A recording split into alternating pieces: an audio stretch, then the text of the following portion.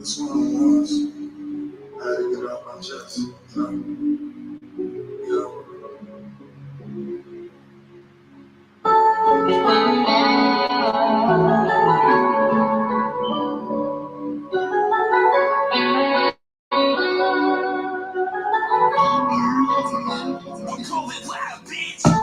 Lately I've been trying to do it all alone.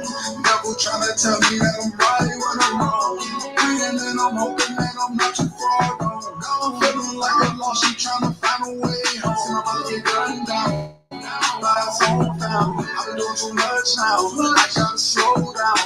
All the pain and the stress got me zoned out. It's like we stuck in Babylon. I'm trying to make it out. Stuck in religion, I was a slave to sinning, following tradition of man. Locked in the cell, wanted to send me away. Mama said I had to change. I know I took her through a lot of pain, that's why I prayed each and every day. And I made a sacrifice. The spirit came to change my life. How you keep me in the spirit to let me go and leave.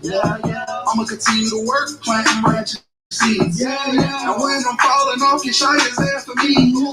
I can't wait until the day it's time to flee. I can't wait to leave Babylon. I can't wait to flee Babylon. I won't let this system leave me on.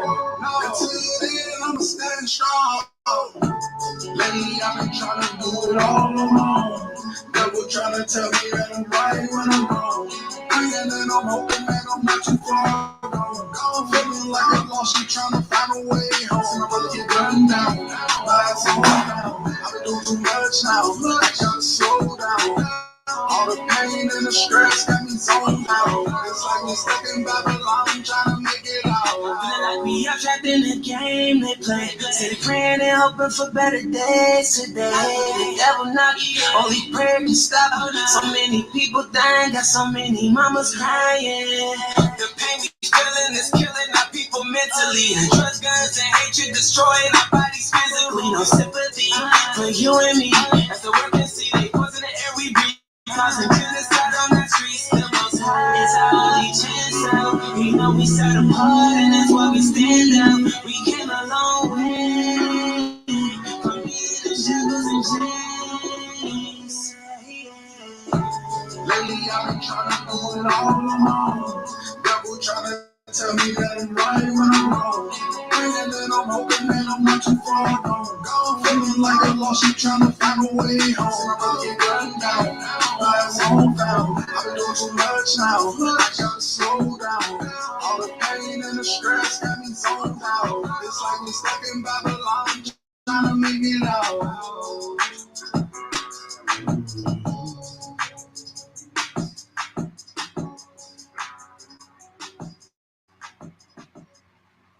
All praise, honor, and magnificent glory is unto our Elohim, the Elohim of Abraham, Elohim of Ishak, and the Elohim of Yaakov. We say Shalom Aleichem to our uncrowned King. We give him praise, honor, and magnificent glory. Yeshua HaMashiach. He gonna get it right. He gonna get it straight. Between Israel, for Israel, and because of Israel. To our beloved brothers and sisters in the faith, as always, we salute you. Those that are 10 toes down in this spiritual scrap. That's right. So often find ourselves engaged in. Mm-hmm. Lace up your boots tight. I got my brew with me. The faithful brother, the faithful one. Say something to the people, bro. Shalom, family. Peace and bless to everyone that's on the chat. Good to be back. Closing in on the Shabbat. Yes, sir. You know, man, been a long week, brother. Yeah, been a real long week, Hebrew. Mm-hmm. And gonna say it like this right here, brother. You know as well as I do. It ain't gonna get no easier, and it ain't gonna get no lighter.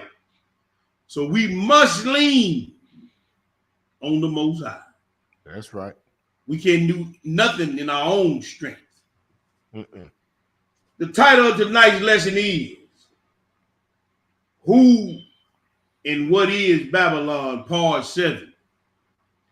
Contamination and pollution by inclusion and self-delusion. We've been contaminated, brother. Yes, sir. From the time that we were born in these United States, snakes, on up to our early and late adulthood, we've been contaminated and polluted by Babylon. Our mindsets have been contaminated. Our families have been contaminated. Our assemblies and our churches have been contaminated with the stench and the filth of Babylon. Mm-hmm. So we must dilute and wash ourselves in the word of the Most High to relieve ourselves of this contamination and pollution. So we're going to get right into the scriptures, brother. First thing we're going to do, we're going to set the scene of the most polluted being ever created, Hashatan, and how he proceeded and why he proceeded to pollute the creation of Yah. And then how those who follow him take on his characteristics and why we are where we at in this day in time, scattered to the four corners, and why everywhere you see the so-called children of Israel, all you can do is shake your head at us. We finna see that. So let's get right into the scriptures, my brother. Yes, sir. Revelations 17. 3 short verses. Revelations 17, we're going to pick it up at verses 7 and 9. When you get it, go ahead and feed the people.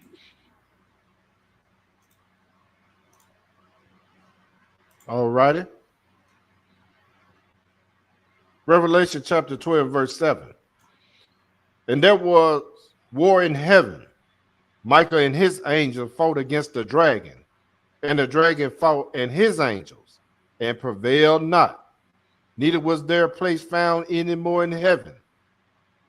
And the great dragon was cast out, that old serpent called the devil and Satan, which deceiveth the whole world. He was cast out into the earth, and his angels was cast out with him. So one would have to ask himself, what would make the covering cherub want to leave his heavenly estate and cause other angels to fall? The foundation of Babylon is selfishness. This is the foundation which the 7 pillars of Babylon sit. There could not be an adversary. The word Satan means adversary. So there could not be an adversary. There could not be any inharmonious thing going on without selfishness. So this is the thing that Babylon is built on, selfishness. The foundation, so to speak. And the question that was asked, how does Satan get you to worship him? The answer to that question is by getting us to serve ourselves and our desires. When we do that, we indirectly serve him. Through self-indulgence, excessive, unrestrained gratification of one's own appetites and desires or whims, self-gratification, the act of pleasing oneself, to satisfy one's desire, self-absorbed, preoccupied with one's own feelings, interests, or situation, self-importance, an exaggerated sense of one's own value or importance, self-aggrandizing, promoting oneself as being powerful or important, self-serving, having chosen for one's own welfare, having concern, for one's own welfare and interest before those of others, and self-justification, the justification or excusing of oneself or one's actions. This is the foundation of having a Babylonian mindset. This is the foundation of following the ways and the thoughts of Babylon. So let's go real quick, my brother, to the testament of the life of Adam and Eve. Okay? Right. It's in the pseudepic of a volume 2, and it's on page 260. Let's go see why he failed, what happened before Satan and the other third of the angels got kicked down to heaven. And everything we just read off about the self-indulgence down to the self-justification, you about to see it in this excerpt of scriptures of Adam and Eve from chapters 12. I tell you what, bro, I meant to change it, Amnon. We're going to read chapters 11 through 13. That's all we're going to read on there. Okay. Let me change it on the screen for the brothers and sisters. Let me get that pulled up in the room. All right, we just gonna read chapters 11 through 13, bro. Now, I want y'all to remember what y'all read when we showed on the PowerPoint, and look and see if you can't see every last one of those characteristics in these 3 chapters of scripture. Because the book said, whom you lend your members to, whom servants you are. Go ahead and read, brother. Verse 11. When Eve heard this, she knew that the devil had persuaded her to come out of the river and fell on her face to the ground. And her sorrow and sighing and lamenting were doubled. She cried out, saying, Woe to you, O devil! Why which Elohim made his creation? But you rise and go to the Tigris River and take a stone and set it under your feet and go in and stand in the water up to the neck. Hold on, bro. You gotta slide down. That was 1 through 2. You gotta pick it up on the next page at verse 3. You see how it jumped? Yeah, let me slide it. I hate it when it does that. Pick it back at the top and then slide back down. Okay, I'll tell you what. Hold 1 second. Let me get my book because it's not letting me jump. Okay, I see it. Okay. Yeah. Hold on for a minute. Man, let me get my book. Hold tight. All right. Pray that the family's doing well tonight. Y'all hang with us. And we hope that this series and any other word that these brothers brought before y'all has been enlightening to y'all, and there's been a blessing to y'all, and y'all can use in y'all everyday life. Waiting on my brother to get back. We in the life of Adam and Eve chapter. We're going to read chapters 11 through 13.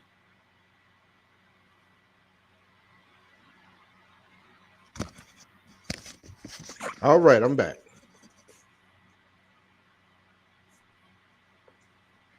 Yeah, pick it back up and then start at 11 again, bro. Then jump on down there. Okay, you know what, man? Hold up right here. This is the same in this. Hold on for a minute. I'm making sure we got. Okay, I see it jumped over to the next page. Yeah.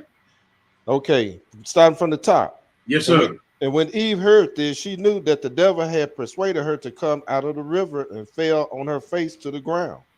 And her sorrow and sighing and lamenting were double. She cried out, saying, Woe to you, O devil! Why do you assault us for nothing? What have you to do with us? What have we done to you, that you should persuade us with deceit? Why does your malice fall on us? Have we stolen your glory and made you to be without honor? Why do you treacherously and enviously pursue us, O enemy, all the way to death? And the devil sighed and said, O Adam, all my enmity and envy and sorrow concerns you, since because of you I am expelled and deprived of my glory which I had in the heavens in the midst of angels. And because of you I was cast out unto the earth. Adam answered, What have I done to you? And what is my blame with you? Since you are neither harmed nor hurt by us, why do you pursue us? The devil replied, Adam, what are you telling me? It is because of you that I have been thrown out of there. Mm. When you were created, I was cast out from the presence of Elohim and was sent out from the fellowship of the angels. When Elohim blew into you the breath of life, and your countenance and likeness were made in the image of Elohim, Michael brought you and made us worship you in the sight of Elohim. And the Most High Elohim said, Behold, Adam, I have made you in our image and likeness. So you can see everything that this guy was talking to Adam and Eve about. He blamed his situation on them because it was all about him. And if you continue to read chapters 14 through 16, it was always about what somebody else did to him and what somebody has made him do through their non-action. He took action and blamed his action through their non-action. So this is the thing of self-aggrandizement. This is a thing of self-indulgence, self-gratification, self-importance.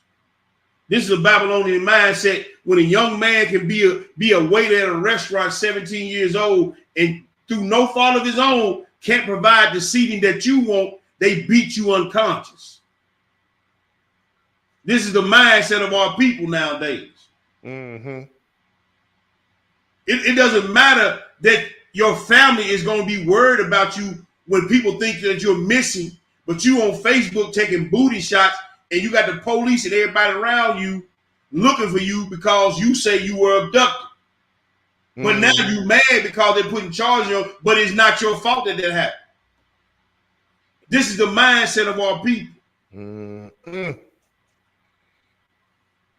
It's everybody else's fault but my fault because I'm entitled to do these things because I'm just me. And this is the way it's supposed to be. And we're going to prove this out through the scriptures. And this is what Babylon, I say it all the time, Babylon has told you that you can play both villain and victim.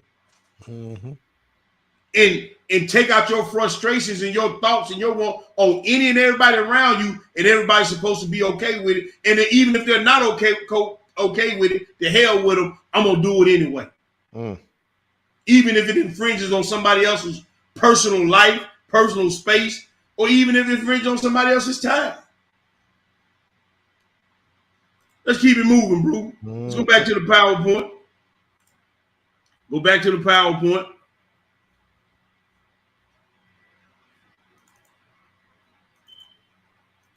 Uh-oh.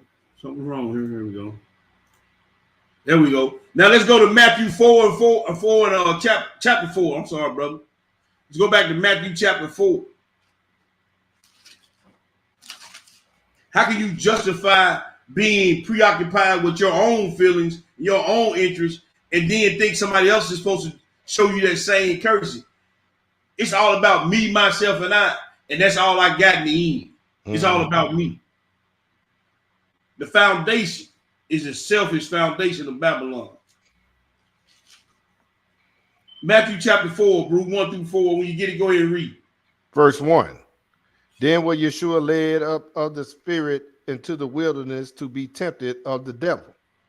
And when he had fasted 40 days and 40 nights, he was afterward and hungered. And when the tempter came to him, he said, If thou be the son of Elohim, command that these stones be made bread. But he answered and said, It is written, man should not live by bread alone, but by every word that proceeded out of the mouth of Elohim.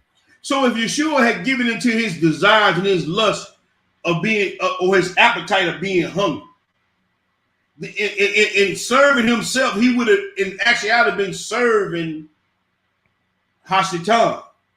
See, when it comes to hard decisions that we have to make and hard choices that we have to make, even about doing what's best for us, if it's not what's best for the kingdom, if it's not what's best for the units, if it's not what's best for the assembly, then you might want to rethink that thought or rethink that action.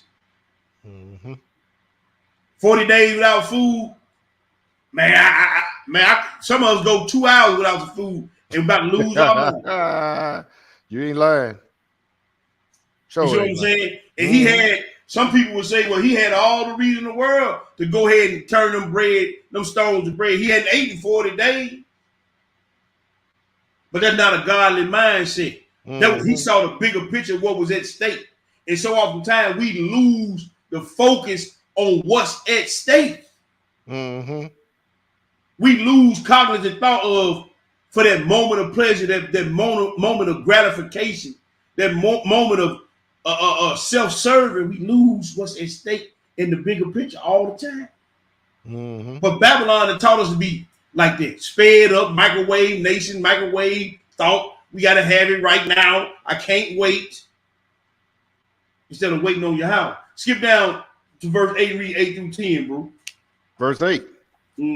Again, the devil taketh him up into an exceeding high mountain, and showeth him all the kingdoms of the world and the glory of them, and said unto him, all these things will I give thee, if thou wilt fall down and worship me. Then said Yeshua unto him, get thee hence, Satan, for it is written, that's right, thou shalt worship the Most High Yah, thy Elohim, and him only shalt thou serve. See, so in verse 8, he said, hey, man, he took him up and he showed him all. He said, and if you worship me, then I'll give you all of this. So you see all these famous people and all these rich entertainers, and they're serving Satan by serving themselves.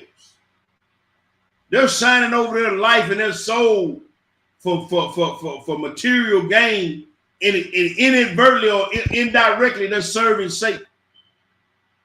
Every time you make a bad decision or a selfish decision, and it's not for the benefit of the kingdom or the benefit of the unit, you're serving Satan by serving yourself. We can't make decisions based on what's best for us. Selfishly, I'm talking about. It is not for the benefit of the kingdom or the furtherance of the kingdom or for the entire unit. Because then that's when dissension comes in. Then that's when that self-absorption comes in. Preoccupied with your own feelings, interests, or your situation. Let's look at something, bro. Go to Isaiah 19. Isaiah 19. We'll read this. We're going to pick it up at verse 11. We're going to read 11 through 17. Let me get there. Isaiah 19, verses 11 through 17, Hebrew. When you get it, go ahead and feed the people. I am doing a mic check. I just got the headphones. I'm coming in loud and clear. Yes, sir. All right. Isaiah chapter 19. And I'm picking it up at verse 11. Surely the prince of Zion are fools, and the counsel of the wise counselors of Pharaoh is become brutish. How say ye unto Pharaoh, I am the son of the wise, the son of the ancient kings? Where are they? Where are they? Where are thy wise men? And let them tell thee now, and let them know that the Most High of hosts has proposed upon Egypt. The prince of Zion are become food. The prince of naught are deceived. They have also seduced Egypt, even they that are the stay of the tribes thereof. So the Pharaoh, we know spiritually, this is talking about Satan. And the princes of the underlings of Satan, they are not wise. But it says that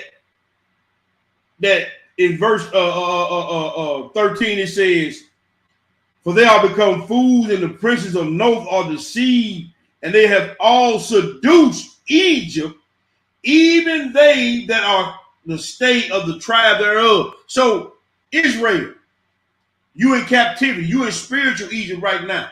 Right. So the other tribe that's captured in Egypt or Babylon. You following after the ways of the Pharaoh or Satan. And you being polluted and seduced into thinking and doing the ways of the heathen. Continue to read, my brother. We're going to get somewhere with that. Yes, sir. Verse 14. Uh-huh. The Most High has mingled a perverse spirit in the midst thereof. Woo! And they have caused Egypt to err in every work thereof. Uh-huh. A drunken man staggereth in his vomit. See, so that perverse spirit that's in your mindset. And brother, we're going to get into something here in a minute. But just as a prelude to it, he said there's a perverse spirit mingled among the tribes of Israel that are in captivity. Now you see it, Amnon, every day. You out there just like everybody else I am and interacting with these people. You see the perverse spirit that's among our people. Yeah. You see the mindset that's among our people. And all I can say, brother, is our people are gone. Man, they gone, man. They gone. This perverse spirit, man, has permeated our people to the depth of when you look in their eyes, it's almost like they ain't even got a soul anymore. Every moral, lawful, social rule is there to be broken. Everything is on the table. Ain't nothing off limits to us anymore. Because we done followed the ways of Babylon and the ways of Pharaoh, which is nothing but another analogy for Satan. Because every time some folly come out, Israel they're gonna top that folly that every time some foolishness come out. That's it, bro. That's that perverse spirit that's mingled among us. That's right. Go ahead. 15. Neither shall there be any work for Egypt, which the head or tail, branch or rush may do. In that day shall Egypt be like unto women, and it shall be afraid and fear because of the shaking of the hand of the Most High of hosts, which he shaketh over it. That's right. And the land of Judah shall be terror unto Egypt. Everyone that maketh mention thereof shall be afraid in himself because of the counsel of the Most High of hosts, which he has determined against it. So he said that the land of Judah shall be a terror unto Egypt. Man, I don't care where I go, Amnon. I notice. You just like I notice it. Every time I walk past any heathen Gentile person, they smile and move over to the side and kind of clutch their purse or move their wife behind them when they see me walking. Right. Because Judah became a terror in Egypt. Judah has become everybody. They say, man, we don't know what these people are up to or what they're going to do. Right. And everybody see Judah, see Israel, and their antennas go up. Why is that? Because we got a perverse spirit among us, brothers and sisters. Man, we even look at our own folks like that. You be like, okay, that nigga wrong, because I know I do. We don't know what any time it can pop off. Because like I say, anything lawful is off the table. Anything perverse and wicked is always on the table. And it starts with selfishness. The foundation started with selfishness. We don't care for our families. We don't care for our elderly. We don't care for our brothers. We don't care for our sisters. We don't care for our community. We don't care for nothing. Just like Hashatan, he lost everything and took folks down with him because of selfishness. Yep. And that's what we do. We taking everything and everybody down with us because of selfishness. Same mindset. Woo. It's all about me. What I want, what I need, what I'm going to get. And I do anything, rob, steal, kill, by hook or by crook, I'm going to get it. Like they said, by any means necessary. By any means necessary. If I got to kill you to get it, if I got to steal for you to get it, If I gotta lie to you to get it, whatever I gotta do, I'm gonna get it. Because we done bought into this thing, man. Hook, line, and sinker. And we're gonna show you this. And we continue on in the lesson. 2 Peter, Hebrew. Yes, unless sir. You got a thought you want to throw in there, 2 Peter. No, sir.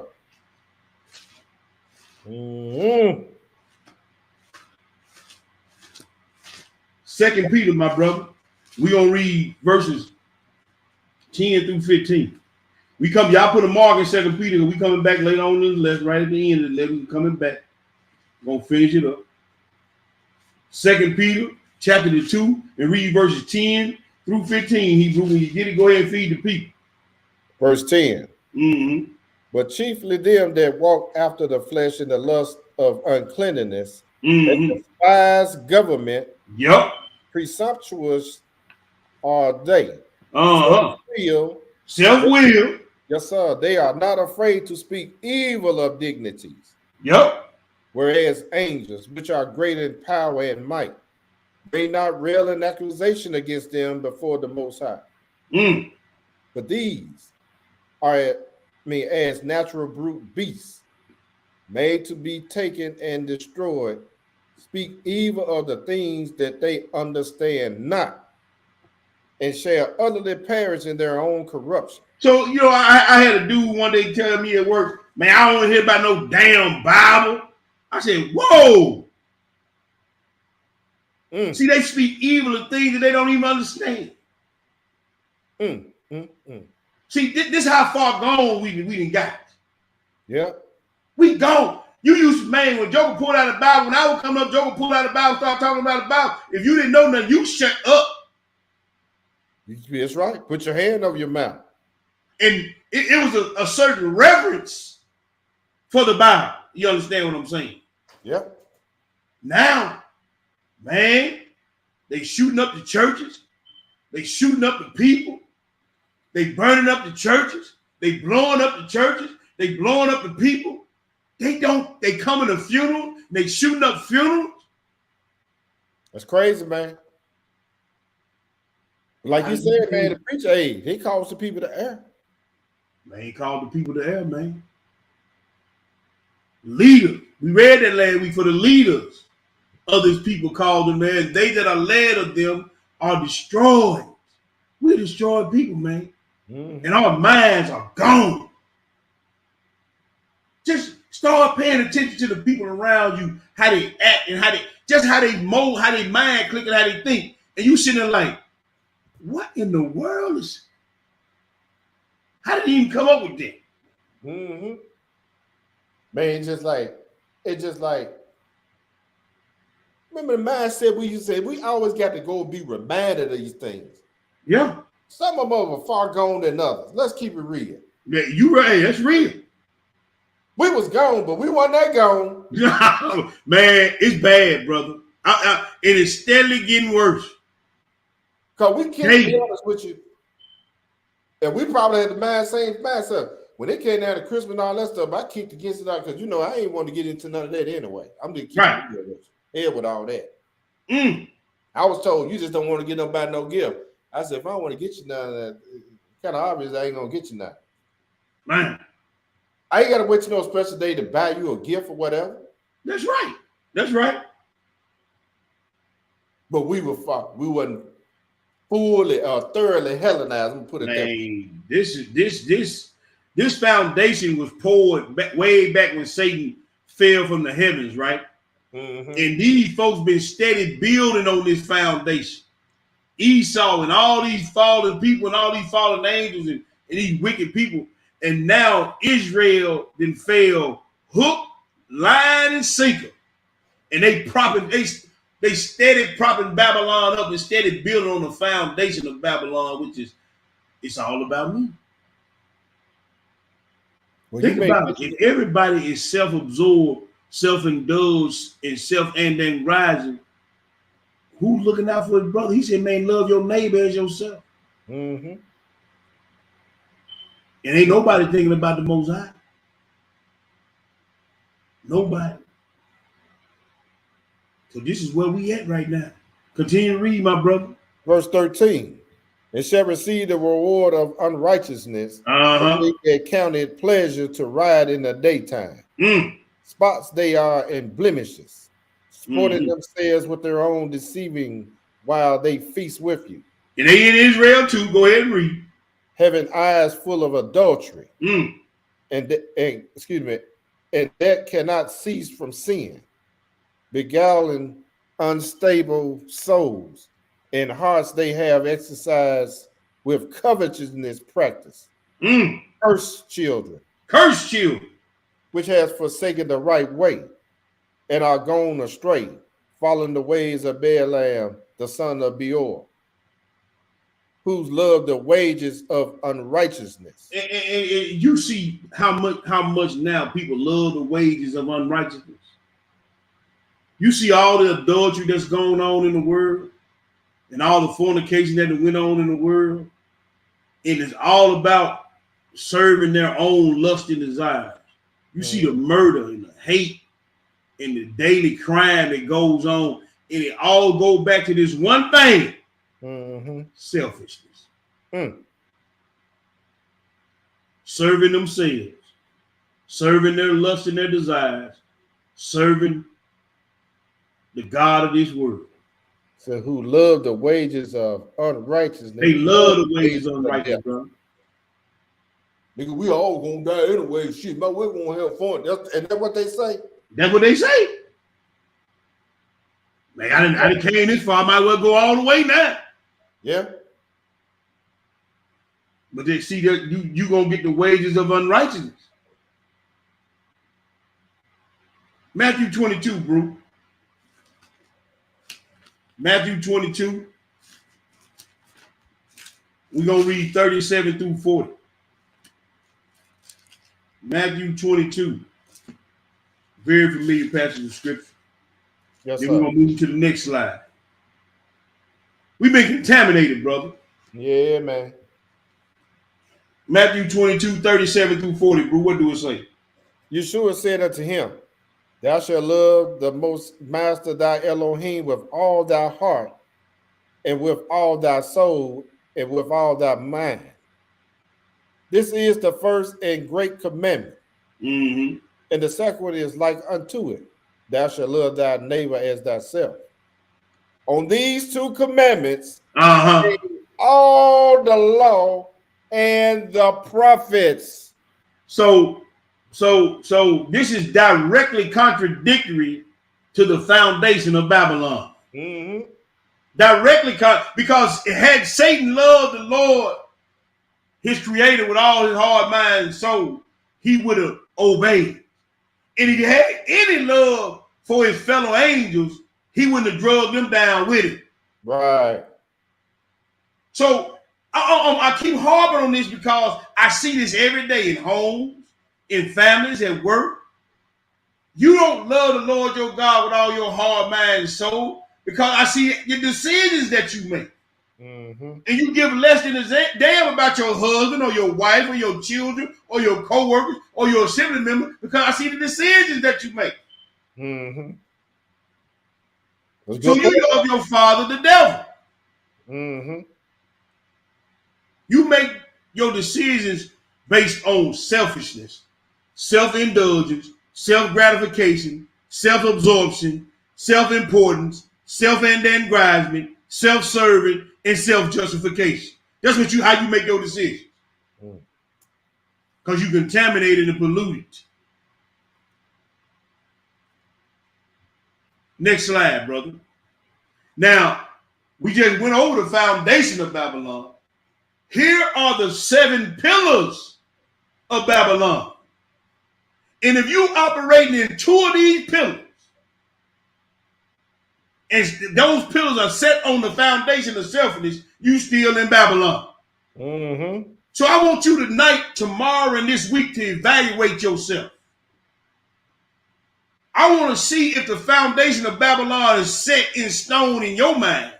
And if you got at least 2 of these pillars leaned up and propped up on that foundation, then Babylon, you still in Babylon. You still in Babylon. You still love Babylon. You still love yourself more than you love the Most High. or love your brother man or your sister. So if you operating in two or more of these, man, you thoroughly Babylonian style. We're gonna read it. This is what Babylon is built on self, and we're gonna read about the 7 pillars. Yep. Proverbs 6, brother. Verse 12. Hold on, let me get you. I've been running my mouth. It's been turning while I was talking. Proverbs chapter 6, in verse 12. When you get it, go ahead and read. A naughty person, a wicked man, walketh with a forward mouth. Yes, sir. He winketh with his eyes. He speaketh with his feet. He do what? Speaketh with his feet. Oh, gang symbols and gang signs, fraternity symbols, fraternity signs. You speaking with your hands and your feet, ain't you? Oh, okay. Go ahead. He teaches with his fingers. Forwardness is in his heart. He devises mischief continually. Yes, sir. Continue. Yes, sir. He soweth discord. Therefore shall his calamity come suddenly. Suddenly shall he be broken without remedy. 16 does the Most High hate. Yes, 7 are an abomination unto him. Hold on, bro. Hold on right there. Now, these are the 7 pillars of Babylon. These are the 7 attributes that you saw demonstrated in the book of Adam and Eve that we read. These are the 7 things that if you operating in 2 or more of these things, hey, man, you still there. You still got a lot of work to do. And we're going to find out when we get on down the lesson, some of y'all just done because we're going to go on what the science say and the scriptures. And pretty much some of y'all, man, hey, we going to see it. Go ahead, brother. A proud look. A proud look. A lying tongue. And hands that shed innocent blood. A heart that devises wicked imagination. Feet that be swift in running to mischief. A false witness that speaketh lies. And he that soweth discord among brethren. And he that soweth discord among the brethren. I'm gonna read it in a simple English translation. Yes, sir. A worthless person, a wicked man, you worthless, walks with a perverse mouth. He winks with his eyes. He shuffles his feet. He points with his fingers. Perversity is in his heart. He devises evil continually. He sows discord. Therefore, his calamity shall come suddenly. Suddenly, he shall be broken without remedy. So, these are the 7 pillars of Babylon. Now, you want to tell me that you don't see this every day in your home, in your school, in your assembly, at your workplace? Look at these 7 pillars and tell me you don't see this every day. You sure when you turn on the TV and look at a movie, you're going to see all 7 of them in operation. In the first 3 or 4 minutes of the movie. Yeah, in the first 3 or 4 minutes of any movie, even any show, you're going to see these pillars operate. And we being slowly contaminated, slowly polluted, because we want to be included, and in our mind, we deluded. Man, they've been programming this stuff in our mind for a long time. What you say, Hebrew? They've been programming this mess in our mind for a long time. Yes, sir, they have. And we've been eating it up like trout. And the help of our parents and our environment. Think about it. Yeah. And see, you just said something that was dead on the money, Amnon. The environment that we've been in has been cultivating this stuff in us. Yep. The environment that I'm gonna say it like this because we're gonna read it later on. The environment that we put ourselves in by disobedience has cultivated this mindset and these 7 pillars in this foundation within us. And that's why he tell you in Hosea to break up your fallow ground. We got to break the ground that this foundation of selfishness and these pillars sit on. We got to break it up. But we ain't gonna talk it to death. Let's go to Isaiah the 14, bro. Yes, sir. We ain't But gonna it talk is what it is, man. Just like the little hot movie is out now. They clone Tyrone. Yeah. Huh? Yeah, I've seen it. Tyrone been cloned so many times, haven't he? Man, look. See, like we did the lesson. I hadn't seen that movie to after. I didn't want to see the movie to after we did the lesson. Okay, Yeah. that we did last week. Right. But here's the deal, and I know my real had been talking, and her and D-Roy had been kind of corresponding back and forth about it. And he said something that was right on point too. That it really went over everybody's head. Mm-hmm. Everybody worried about Jamie Foxx being cloned and blase whoop whoop. That wasn't really what the movie was about. No. It's a Tyrone. See, I grew up in Lemoyne Garden, right? Mm-hmm. Now, when the dope game got big over there, it was a brother by the name of Booker T. He got killed, right? Then a dude by the name of Taven took over. Then he got killed. Then the Bovan took over. Then he got killed. Then see, dude, the white man in the movie said, "We tell you, it don't matter what y'all gonna do, how we condition y'all to do. If I clone another Tyrone, it's gonna be then you go to another city and the same thing going on." You'll see the Tyrone. What's the little girl name? The hoe. I can't remember. You talking about the chick in the movie? Yeah. I can't remember her name. You will see the hoe on the street. You will see Tyrone. Yep. And you will see the one want to be the pimp player. Yep. All you gotta do is go back. We gotta look. I've been so out of touch since I left the city, being a public servant in the midst of all that. Right. Because I'm telling you, man, it's not a good look. I mean, I hate to see our people, but it is what it is. It is what it is. And like in the movie, no matter what city you go to, there's a Tyrone, there's a track, there's a pimp, there's a player like you see. And that was the thing. And Esau, look who they brought in amongst all the niggas to tell them what they were doing. And then here's the thing, like we talked about last week, the gatekeeper. In that movie, the old man had cloned himself and made all the Tyrones after him. So they used the Negro, you understand, to do the cloning, just like we were talking about last week. Mm-hmm. And then look, Esau tell you, they come to your face and they tell you what you're doing, and you still go do it. Yep. So this is where we at, bro. Yep. And these are pillars that we dealing with.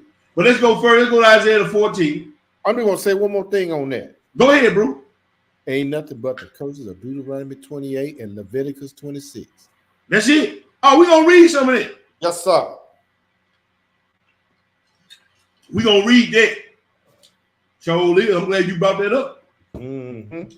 Isaiah 14, 12 through 17, bro. Verse 12. Mm-hmm. How art thou fallen from heaven, O Lucifer, son of the morning? How art thou cut down to the ground, right, which is weaken the nations? That's right. For thou hast said in thine heart, I will ascend unto heaven. I will exalt my throne above the stars of Elohim.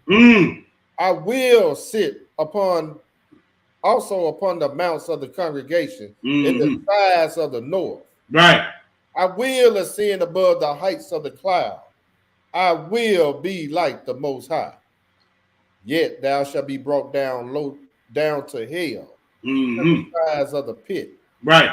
They that see thee shall narrowly look upon thee, and consider thee, saying, "Is this the man that made the earth to trouble?" That's right. That did shake kingdoms? Right. That made the world as wilderness and destroyed the cities thereof? That opened not the houses of his prisoners? I gonna do this, and I'm gonna do that, and I. Selfishness. Mm-hmm. I. Me. I won't. There you go. I won't. Whom you lend your members to? I'm sorry. Whom you lend your members to, who served you are. And he didn't weaken the nation. Look at all. He showed up to weaken the nation of Israel. Yep. We the weakest nation on the face of the earth right now. But y'all seeing it for yourself. Proverbs 4, Hebrew. Proverbs 4. Y'all got the nerve to sit up in that. Man, let me be quiet. Proverbs 4. Speak on the Hebrew. Man, look. See, I'm going to tell you something, bro. We have the audacity. We have the unmitigated gall to think that we really entitled to these things. And then we'll turn right around and blame any and everybody else for our downfall instead of accepting the punishment and getting back in line and getting back into the grace and mercy of the Most High. Mm-hmm.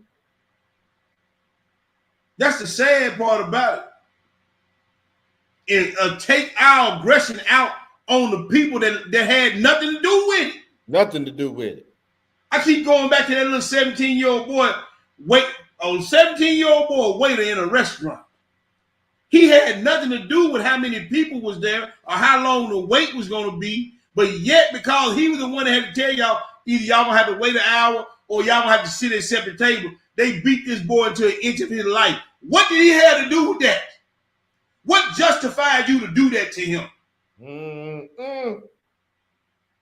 You had no, he ain't got nothing to do with none of the situation that's going on.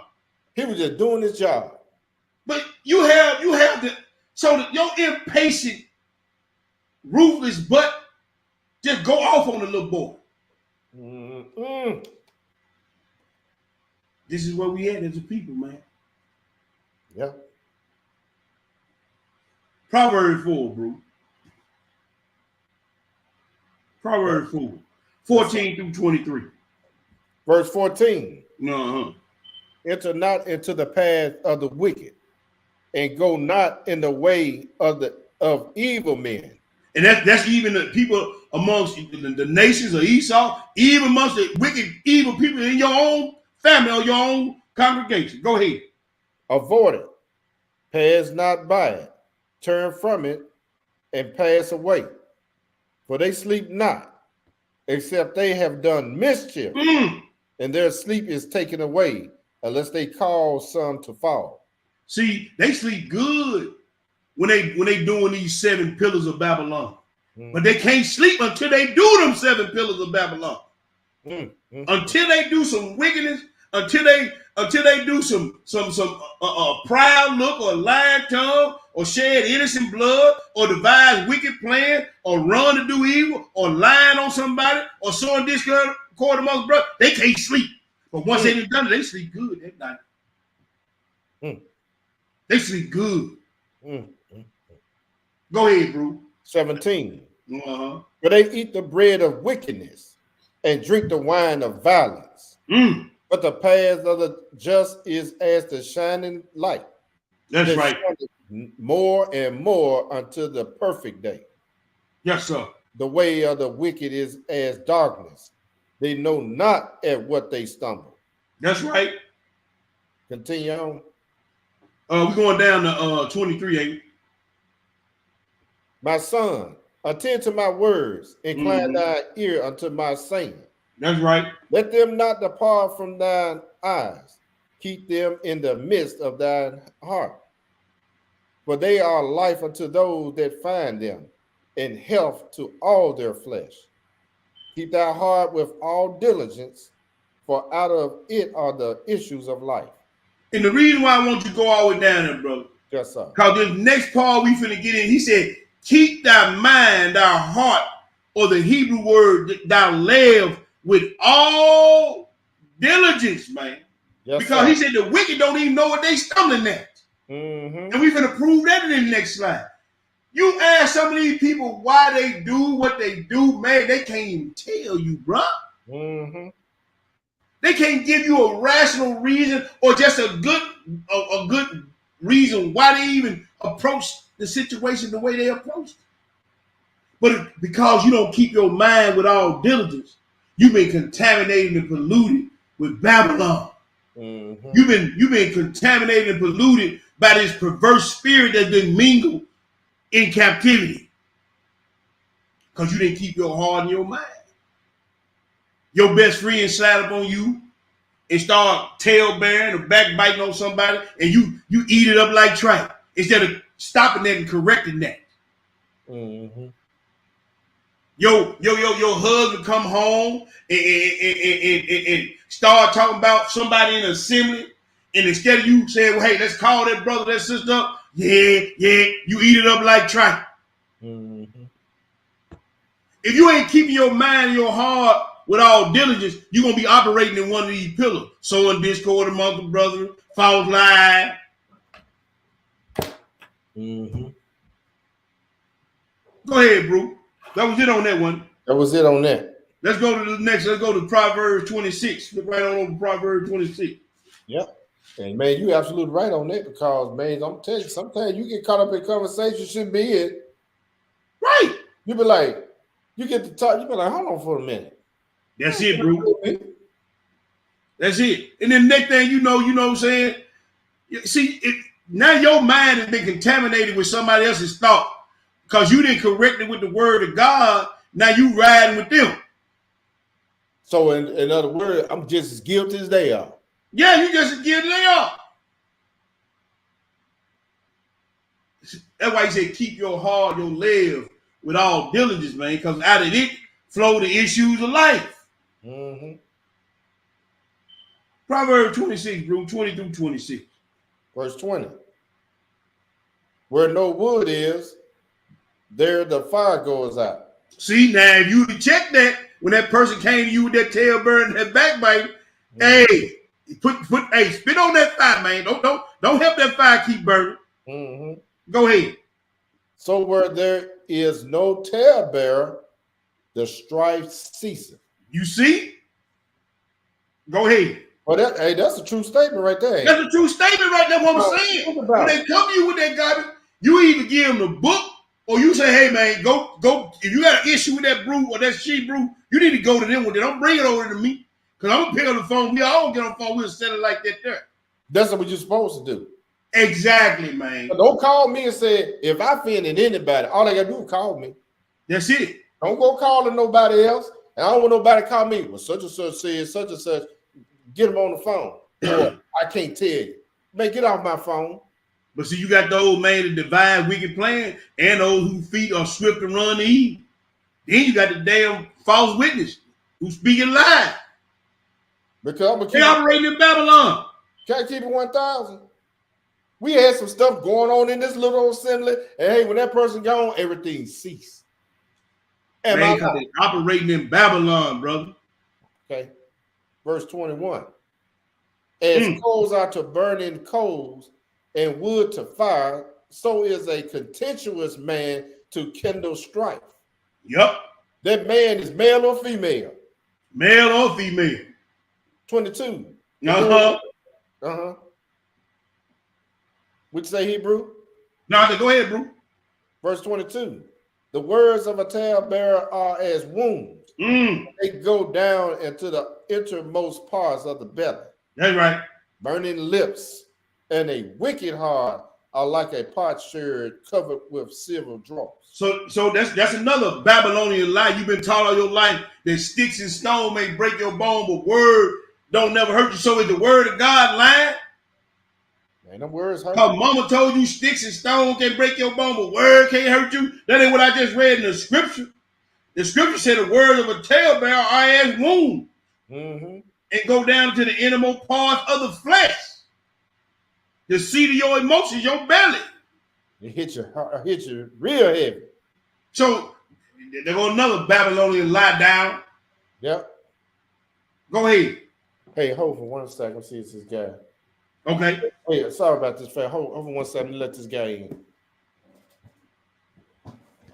in. Y'all put a 7 in the chat. Y'all put a 7 in the chat. If y'all getting some understanding, if the lesson is giving you some insight on the things, y'all put a 7 in the chat. Hallelujah, 7 in the chat. We want to thank everybody for tuning in with us tonight and partaking of this bread of life. Shabbat shalom to everybody in the chat. See a lot of people in here. Put a 7 in the chat if you're getting some understanding while we're waiting on our brother to get back. All right, I'm back into his house. Back in there. All right, bro. Yes, Let me put you back in the room. All right, go ahead, bro. Verse 24. Uh-huh.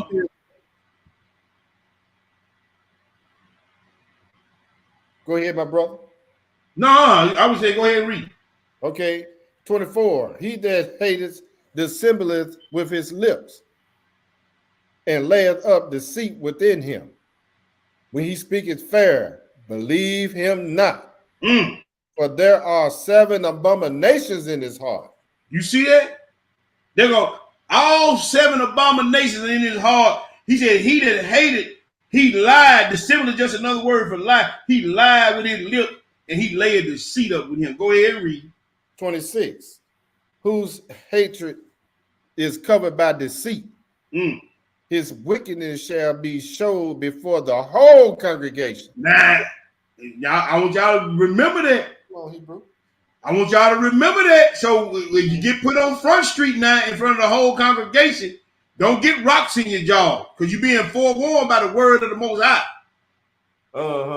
You right about that, man. Don't get no rocks in your jaw.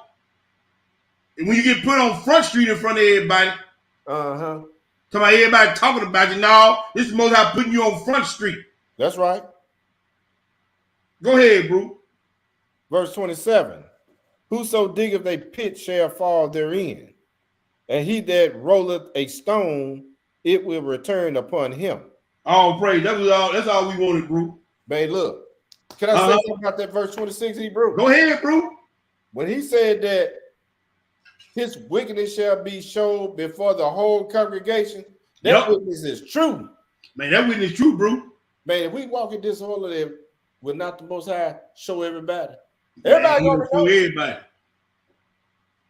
He gonna show everybody, and you so and then we'll have, see. I'm gonna tell you, but they gonna have the nerve to get mad at the Most High. But you get mad at the right one because he gonna deal with you. Man, quick, fast, in a hurry. Because one thing we know, he said, "You the only family of the earth I ever known." That's right. I'm gonna punish you for all your iniquity. You ain't getting away with nothing. Nope. So don't even try it. Don't even try it. I'm gonna get you. So we finna get into some of these curses, bro.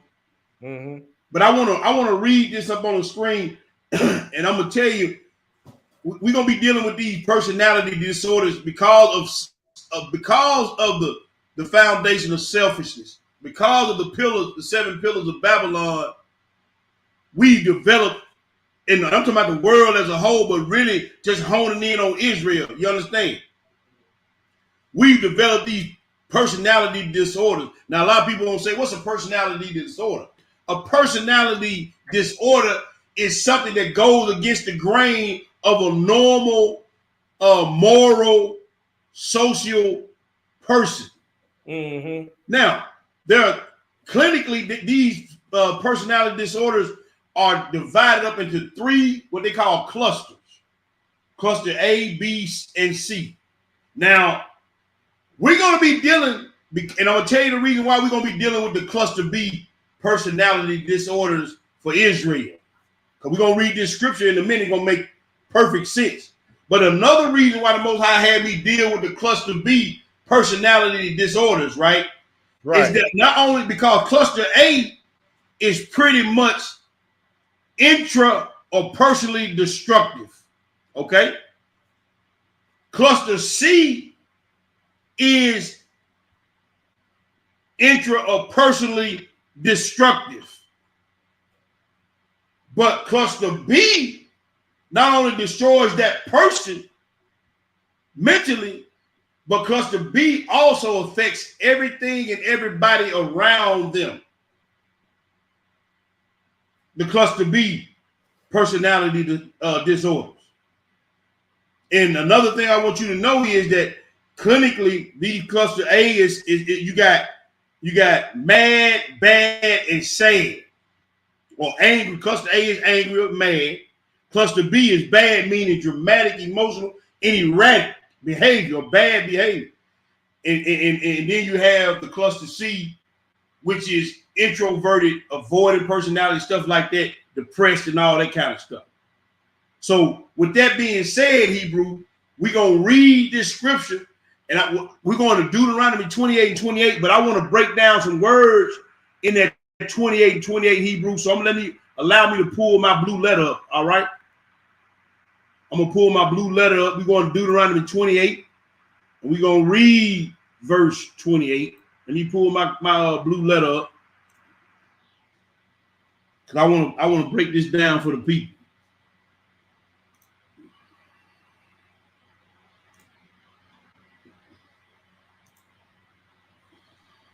All righty. Deuteronomy 28 and 28. Go ahead and read that, bro. Then we're going to break some words down in there. Deuteronomy chapter 28, verse 28. Uh-huh. The Most High shall smite thee with madness. Uh-huh. And blindness. Uh-huh. And astonishment of heart. Now, he said he's going to smite you. First thing he's going to smite us with madness, right? Let's look at this word madness. Shigayon, I'm sorry. Look at this. Madness or furiously madness. Madness. Now, let's do this right here. Let's look up madness. Because I want to bring this out. Because I want y'all to get some understanding. Madness. The state of being mentally ill, especially severely. So you're severely mentally ill. Insanity, mental illness, dementia, derangement, lunacy, instability, mania. You see that? Mm-hmm. So because of our disobedience, he said he's going to smite us with madness first, right? Yep. Then he said he's going to smite us with blindness. Look at this. Let's look at this. Ivaron. Mm-hmm. What is that? Blindness or blind. Blindness. But here, I want to get down. I want to do this again. Blindness. Look up blindness. The state or condition of being unable to see because of injury, disease, or congenital condition.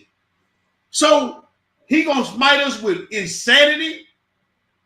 We ain't gonna be able to see what we doing or why we doing it, right? Then he said he gonna hit you with the astonishment of heart. Tim my home. What is this? Bewilderment and stupefaction. Now, when I was doing my research, I did this on this word too. Check this out. The state of being stupefied. You in a stupor. You stupid. You in a daze. And you don't even know why. Like we used to say back in the day, man, you ignorant. You know what I'm saying? You ignorant. You ignorant. You insane. And you got astonishment or bewilderment of heart. He said, I'm going to put all these curses on you. And he said, I'm going to make you crazy. One of the curses of disobedience is being crazy.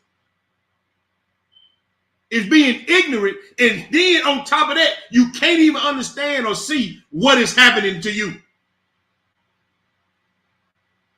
Now you going to tell me that don't fit us?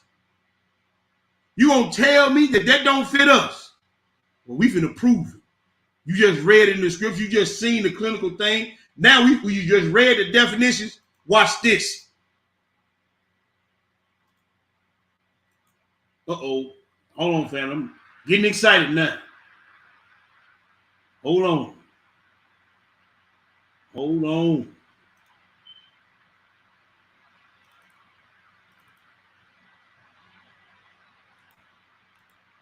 There we go.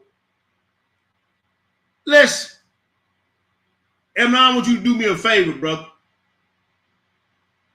You there, Amnon? Yes, sir. Read that 28 and 28 again, then we're going to read. So now we're going to read that scripture, straight script. So we got the definition, then we're going to get into this. Read it for me one more time. Read it for the people one more time. Then we're going to get into this Daniel 10. Verse 28. The Most High shall smite thee with madness and blindness and astonishment of heart. Okay. Now, all them 7 pillars of Babylon, you're going to find them 7 pillars of Babylon in cluster B disorders. You finna see in cluster B disorders, mentally challenged people, mentally sick people, which most of this stuff you see in all people, you finna see. We're going to read Daniel 10, and then we're going to go down to these definitions. Okay. Go ahead, brother. Read that Daniel chapter 10, 13 through 21. Verse 13. But the prince of the kingdom of Persia withstood me 21 days. But lo, Michael, one of the chief princes, came to help me. And I remained there with the king of Persia. Right. Now I am come to make thee understand what shall befall thy people in the latter days. So this is Gabriel talking to Daniel. Now, Gabriel is an archangel. So can't no human man withstand Gabriel. He's talking about the evil spirit, unclean spirit that was over this region, held him up while Daniel was praying to him. Just want to set the scene on that. But go ahead and read. For yet the vision is for many days. Verse 15. What is it? He has spoken such words unto me. I set my face toward the ground, and I became dumb. And behold, one like the similitude of the sons of men touched my lip. Then I opened my mouth and spake and said unto him that stood before me, O my Elohim, by the vision my sorrows are turned upon me, and I have retained no strength. For how can the servant of this my master talk with this my master? For as for me, straightway there remaineth no strength in me, neither is there breath left in me. Then there came again and touched one of like the appearance of a man, and strengthened me, and said, O man greatly beloved, fear not. Peace be unto thee. Be strong. Yeah, be strong. And when he had spoken unto me, I was strengthened and said, Let my master speak, for thou hast strengthened me. Then said he, Knowest thou wherefore I come unto thee? And now will I return to fight with the prince of Persia.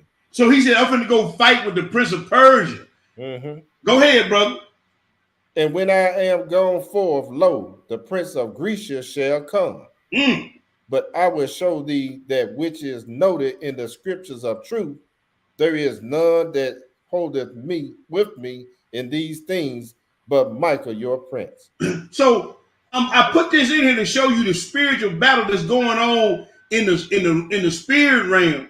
And you look at that picture, there's fighting going on in the spiritual realm all the time when you're praying, even when you're not praying. And I can show you, if we go to the Testament of Adam, each hour of the day and the night, what's going on and when it's going on. I can show it to you, but we ain't got time for that. That's another time, another lesson. But there's a fight going on in the spiritual realm and even in your mind. Yes, sir. He said, but the only one who hold with me in this is Michael. But there was one more that used to hold it with him. There was one other archangel that used to hold all the information too.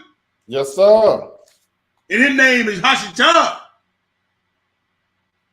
And they doing battle in the spirit realm.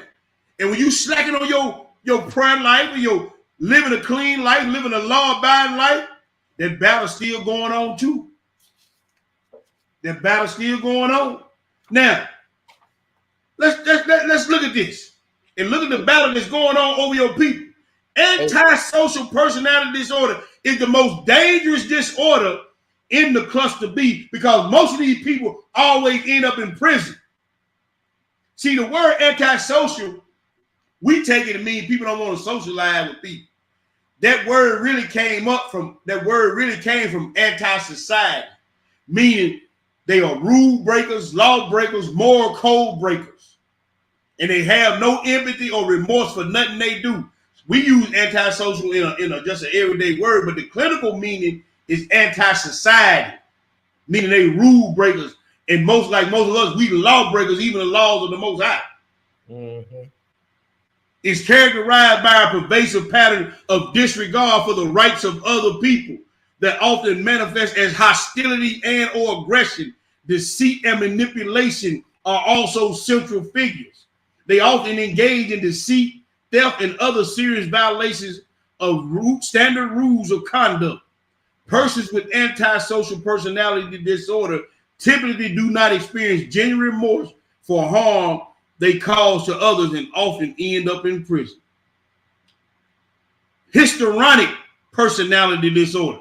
Now, this one, as I did my research, mostly characterizes the female population.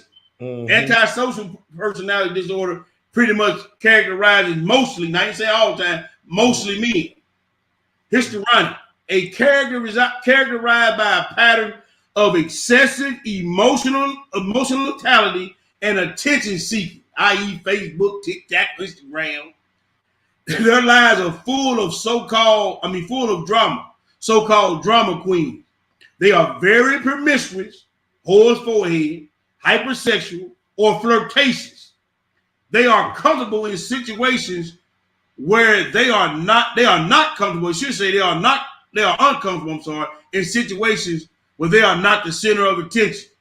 Their behavioral style often gets in the way of truly intimate relationships, but it is also the case that they are uncomfortable being alone. Narcissistic personality disorder, having significant problems. This one here is also more so related to men, but it is as the one person I've studied, she said it's really starting to filter over to the women now, but it's mostly associated with men. Having significant problems with their sense of self-worth, stemming from a powerful sense of entitlement. This leads them to believe they deserve special treatment and to assume they have special powers and are uniquely talented, or that they are especially brilliant or attractive. Their sense of entitlement can lead them to act in ways that fundamentally disregard and disrespect the worth of those around them, and are never wrong and or never the source of discourse. No sense of accountability or responsibility for their actions or the lack thereof. Now, this is another one that's mostly attributed to women. Let me go back. Borderline personality disorder tend to experience intense, unstable emotions and moods that can shift fairly quickly. They have generally have a hard time calming down once they get upset. As a result, they frequently have angry outbursts and engage in impulsive behaviors such as substance abuse, risky sexual liaisons, self-injury, overspending, or binge eating. The intensity of their emotions, coupled with their difficulty regulating these emotions, leads to them acting impulsively. The other one on the bottom was sadistic personality disorder, and I don't know why I can't read it, what it says. Let me do this. Sadistic personality disorder, defined as a pervasive pattern of sadistic, cruel behavior. People with this disorder were thought to have desire to control others. It was believed they accomplished this through the use of physical or emotional violence. So this is what you saw when you read that Testament of Adam and Eve.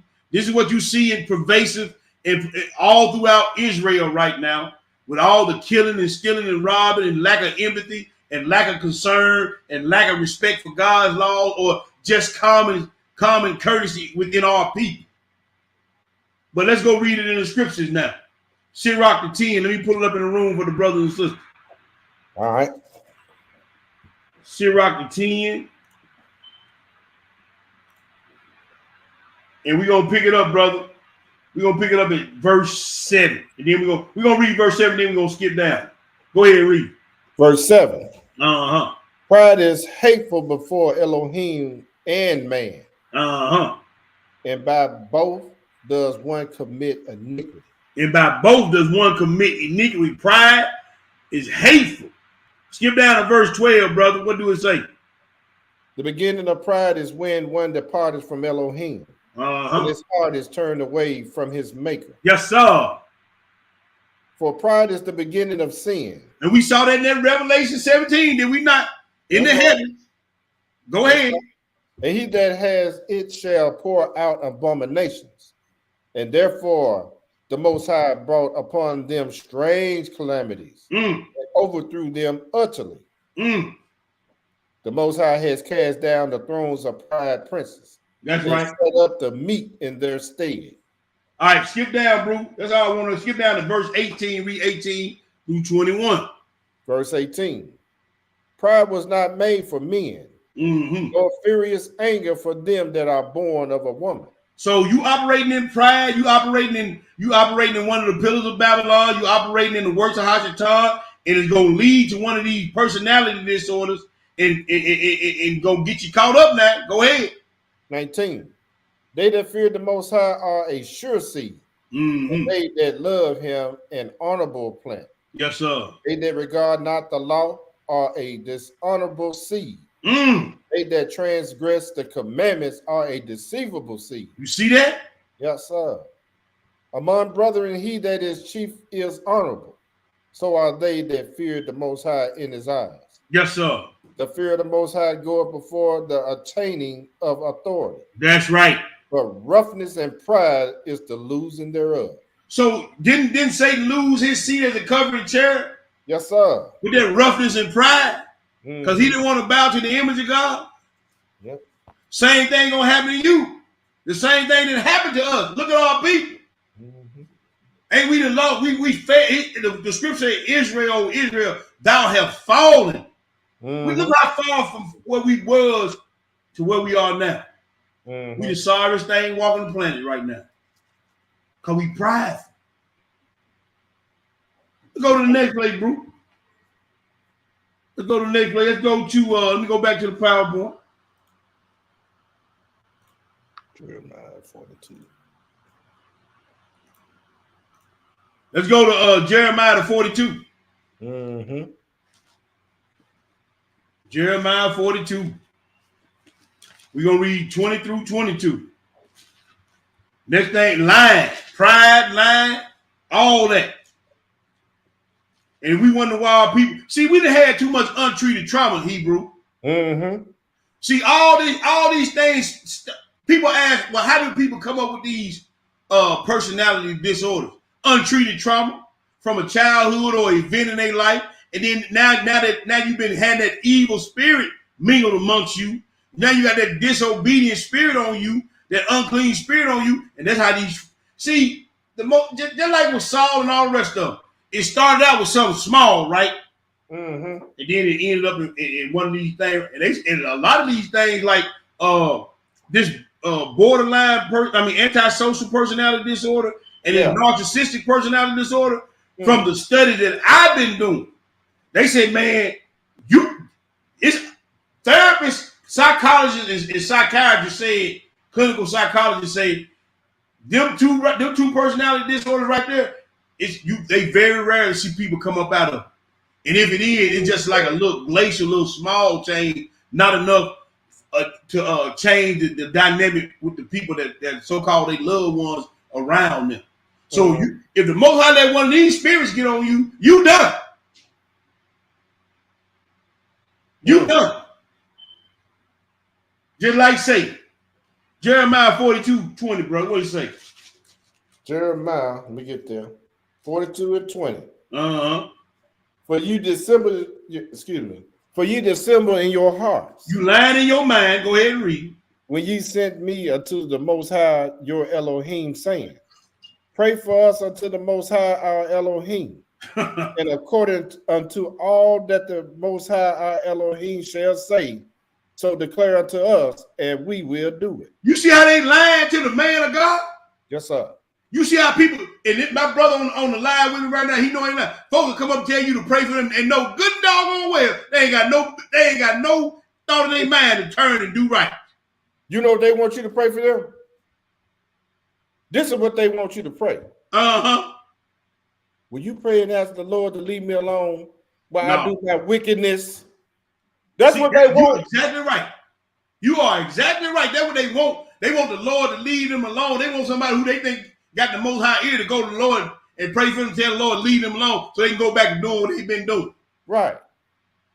No. Because I know this brother will, and I know I will. If I see you ain't really got no fruits meat for repentance, I ain't praying for you. Thus say the scriptures now. Yes, sir. That's ain't something we came up with. That's right. Well, y'all supposed to pray for everybody. Read it. That's right. Hey, he said in Jeremiah, pray not for these people. Hey, when Samuel was going before the Most High about Saul, what did he say? Man, I'm done with Saul. Leave me alone about Saul. I'm done with it. Told him to go on about his business. Then you go over there to Sirach. When thou doest good, know to whom thou doest good too. Mm-hmm. So you can miss me with that. Man, y'all supposed to be praying for Africa now. Now, when I know you ain't going to do what you need to be doing, bringing fruit meat for repentance. Mm-hmm. Continue to read, bro. 21. And now I have this day declared it to you, but ye have not obeyed the voice of the Most High your Elohim, nor anything from that which he has sent me unto you. Right. Now therefore know certainly that ye shall die by the sword, by the famine, and by the pestilence, in the place whether ye should desire to go and to sojourn. Y'all love Babylon, y'all gonna die with Babylon. Mm-hmm. Y'all love the ways of the heathen, y'all gonna die with the ways of the heathen.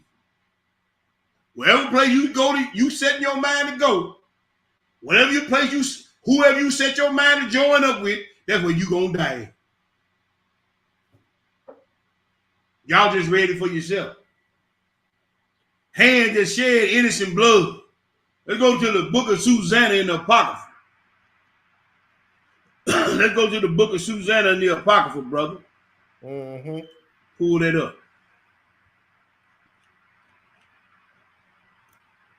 We ain't gonna read a lot of it. We're gonna read a little taste of it. Hands that shed innocent blood. Susanna. We're gonna read the book of Susanna. We're gonna read 1 through 14. When you get it, go ahead and feed the people. I got to pull it up in the room. Look how it started out. Yeah. There dwelt a man in Babylon. There dwelt a man in Babylon. There dwelt a man in Babylon called T Boogie. There dwelt a man in Babylon called Amnon. There's some people dwelling in Babylon right now. That's right. But look at this man that dwelt in Babylon. Check out how he was. Go ahead and read. Called Joachim. Uh-huh. And he took a wife whose name was Susanna, the daughter of Chalcias. Yep, go ahead. A very fair woman and one that feared the Most High. Even in Babylon, you can fear the Most High. Go ahead and read.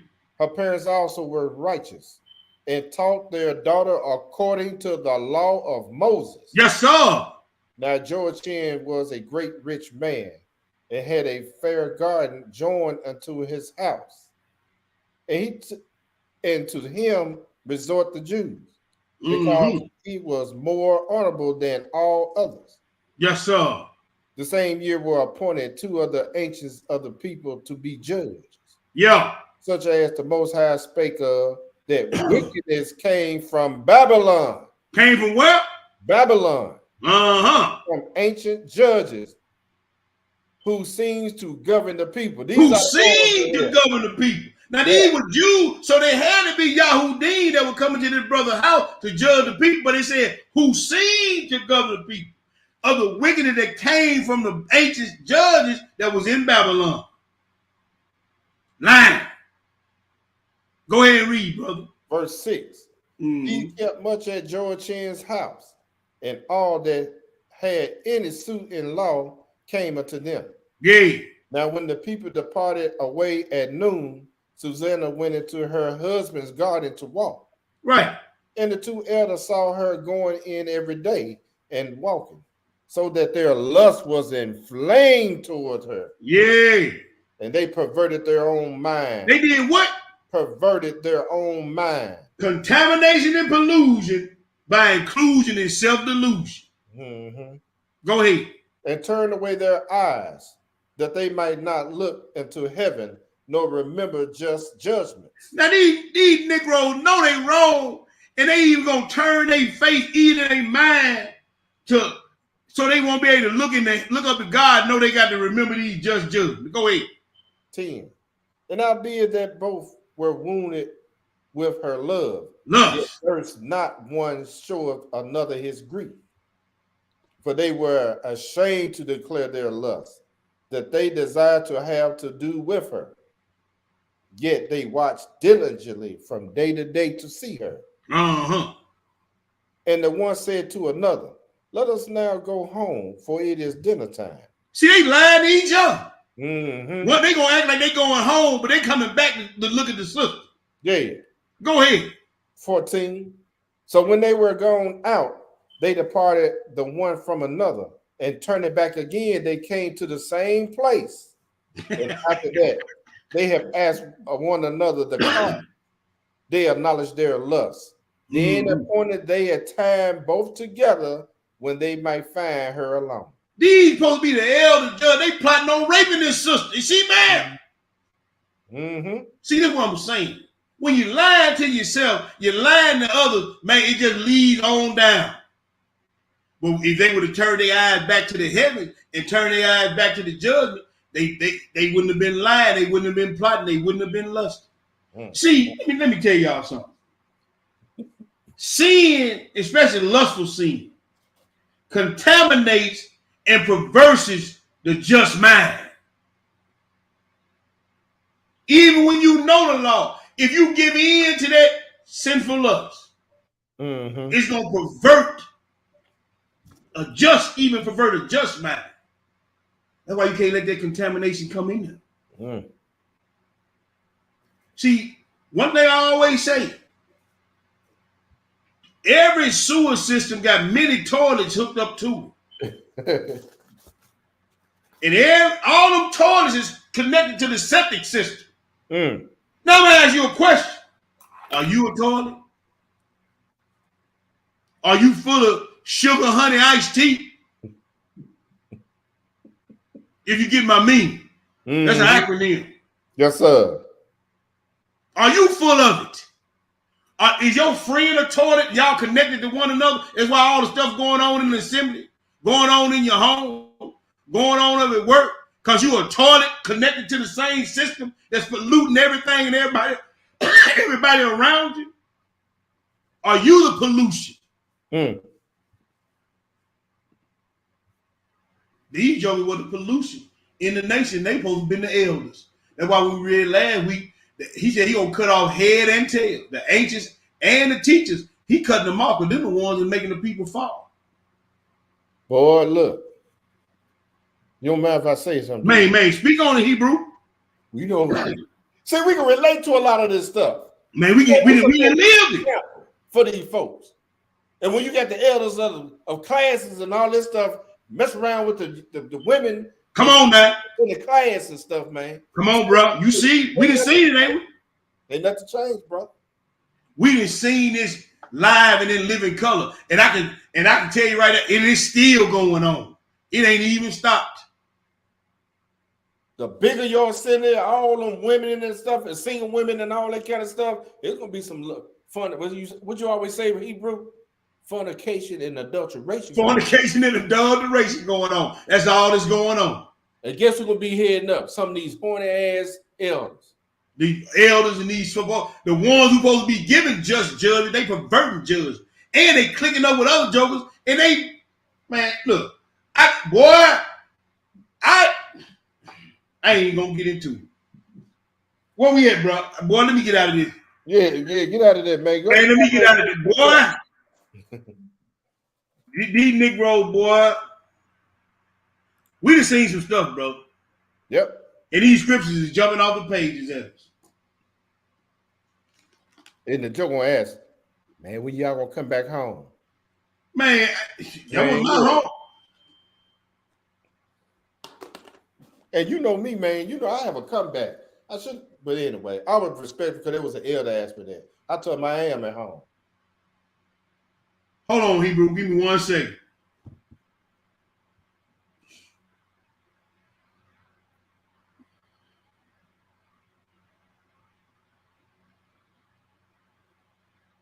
See, I'm gonna say something, brother. Go ahead, man. Go ahead. Man, listen. People always say this, and I hear folks say this. Well, they see Israelites. Do you talking about Israelite? They all want to associate you with Black Hebrew Israelite. I don't care what you do. Y'all was trying to say Black Hebrew Israelite this bad thing, right? Right. But they brag about who the first Black this, the first Black that. I went to the HBCU. I'm the first Black this and that and the third, right? But when it come down, you talking about a Black Hebrew Israelite, you got a problem with it. You go to a Black church and you Black, you proud. But I can't see that's what I'm saying, bro. Black Hebrew Israelite. The point I'm about to make, because you see some bad behavior in the so-called house or the faith of an Israelite, soon you see one bad behavior such as this, jokers want to say, that's why I can't be an Israelite. Man, look, that's an excuse, brother. But because you ain't worked out your own salvation with fear and trembling. But you ain't searched the scripture yourself. And the same scripture that check that bad behavior, so you won't go and do the same thing. But you can be a daggum Sunday Christian. You don't never now. They got all the same stuff, even worse than that. Men with men, women with women, and you don't ain't getting out of that. No, see, that's hypocritical, bro. I just want to bring it up because the point I'm making is because you got these jokers making these videos. See, that's what y'all be doing. That's why I can't be an Israelite. No, you can't be an Israelite because the word of Yah not in you. That's it. That's it, Hebrew. I just want to bring that up, man. Yeah, I'm fired up, nephew. Hey, man, but that's real talk, though. Yeah, that's real talk, Hebrew. So let's keep it moving, though. Let's go to Proverbs 24. These Negroes got more excuses than a man going to jail. Why they can't do, why they won't do. Now we're going to deal with these wicked imaginations. Yes, sir. Still dealing with them 7 pillars of Babylon. Proverbs 24, 8 through 9, what did it say? Verse 8. He that devises to do evil shall be called a mischievous person. Uh-huh. The thought of foolishness is sin. I'm going to read that again. Yeah. The thought of foolishness is sin. Uh-huh. I'm going to tell you something.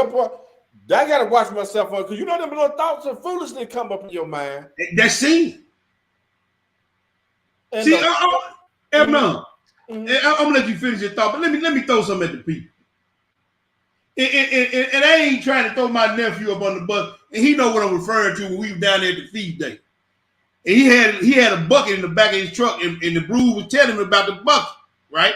And my nephew know I love him. He know I ain't throwing him under the bus. But what you just said, the thought of foolishness is sin, right? Right. But see, had the wrong person seen that bucket in my nephew's truck, that thought of foolishness would have gave the appearance of sin, correct? That's correct.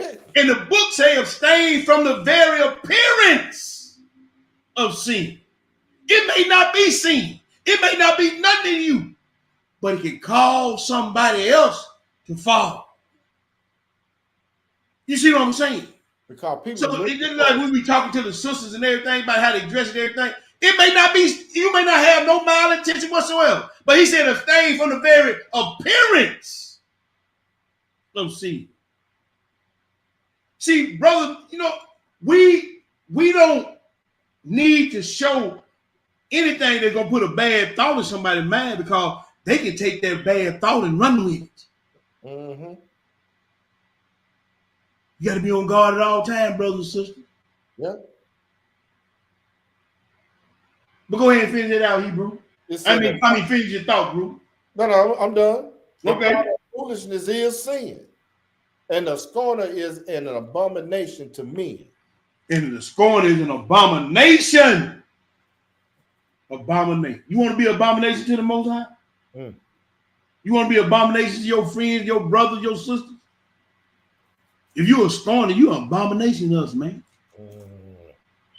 Look at all these personality disorders and these 7 pillars of Babylon. Don't all of us sound like we reading about it in the scriptures? Romans chapter 3, bro.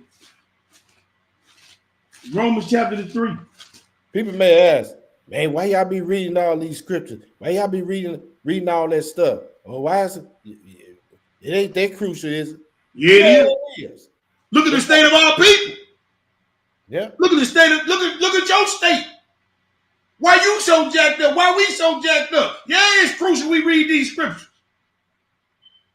He said, prove all things, hold fast that is good. Any of these brothers that get up and start throwing scriptures and history and science in front, they got to go through the scriptures to prove it.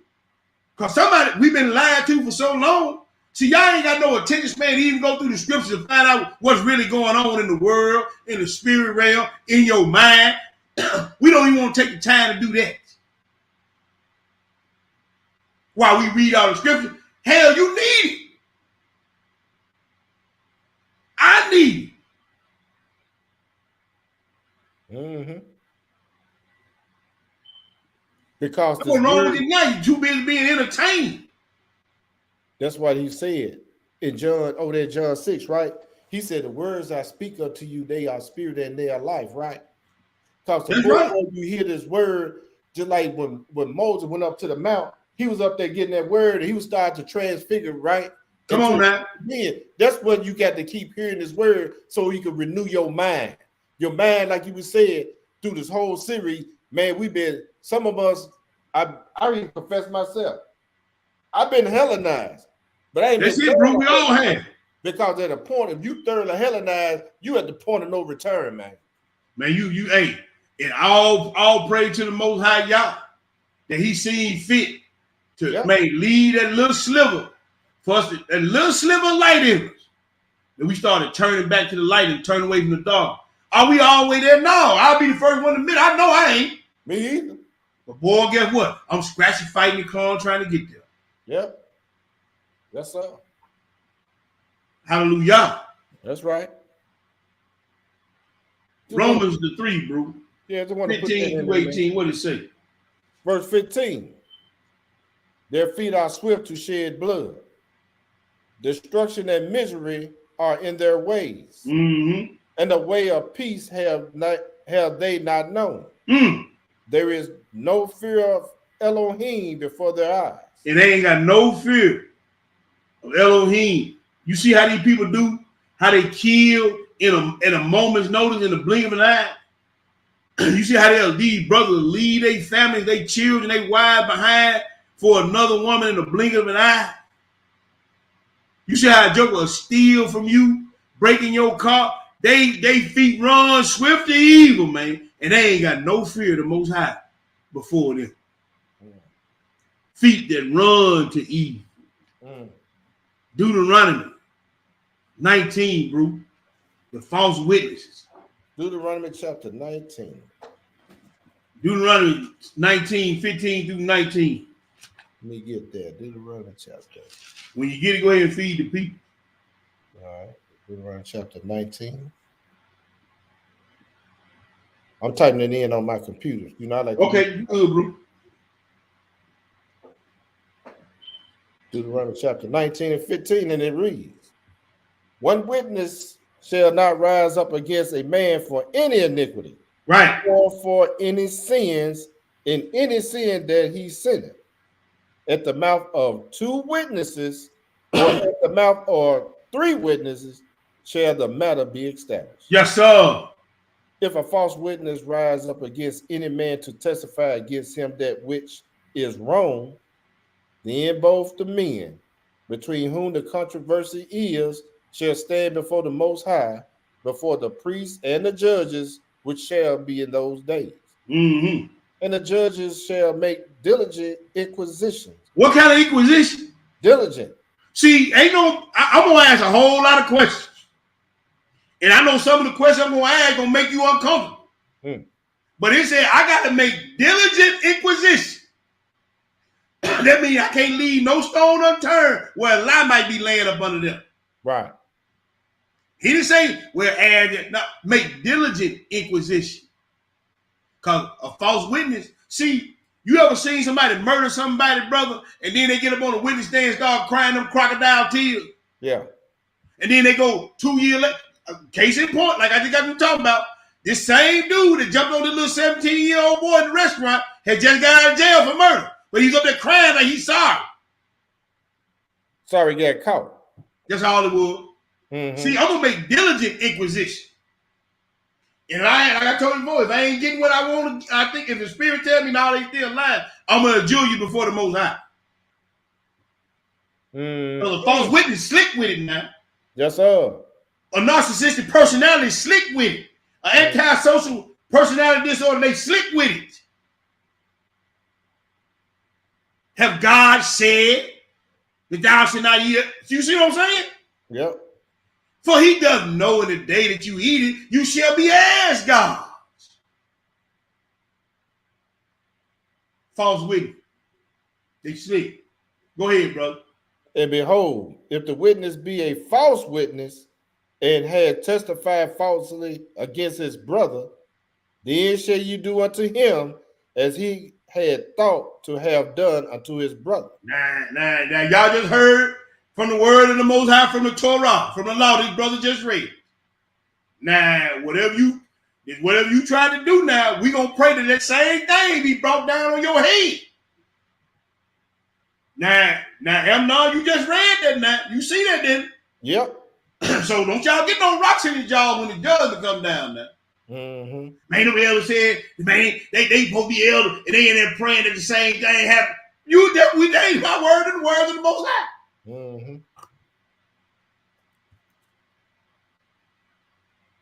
If you're a false witness now, did you finish that, my brother? So shall thou put the evil away from among you. That's right. Let's go to the next place. Proverbs. We winding down. Proverbs 16.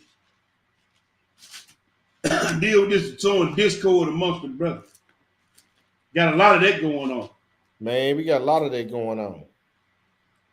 He hate. That's an abomination. You know what? One of the discord sown against the brother.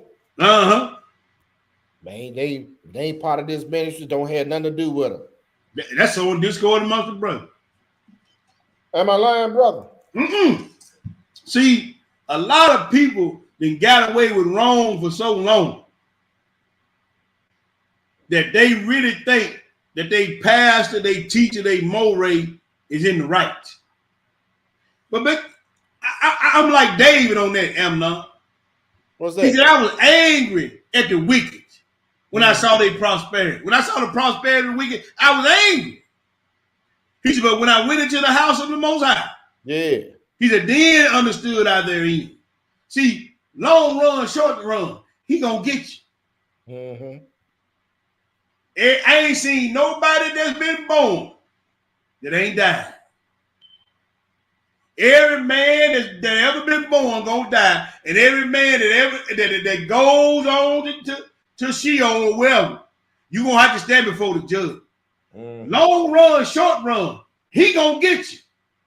I'm assured of that. So you can run long and be the biggest Israelite teacher, the biggest Israelite camp. And you can keep on talking about them brothers that reading them funny books and wearing them funny friends. You can keep on talking all that smack you want. Long run, short run, he gonna get you.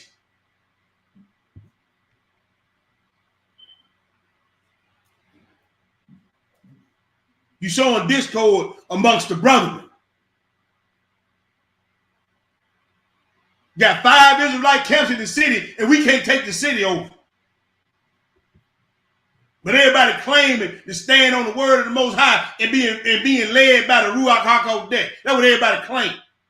You know, everybody claim to be commandment keepers. Got 5 Israelite camps in the city, thousands of people in these camps, and we can't take the city over. Because you're showing discord amongst the brethren. You're showing discord amongst the sisters. Hell, we can't even get together to do our feast days to get right. Have time.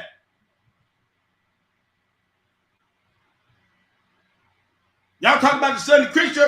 I know we down here in Memphis, Mississippi.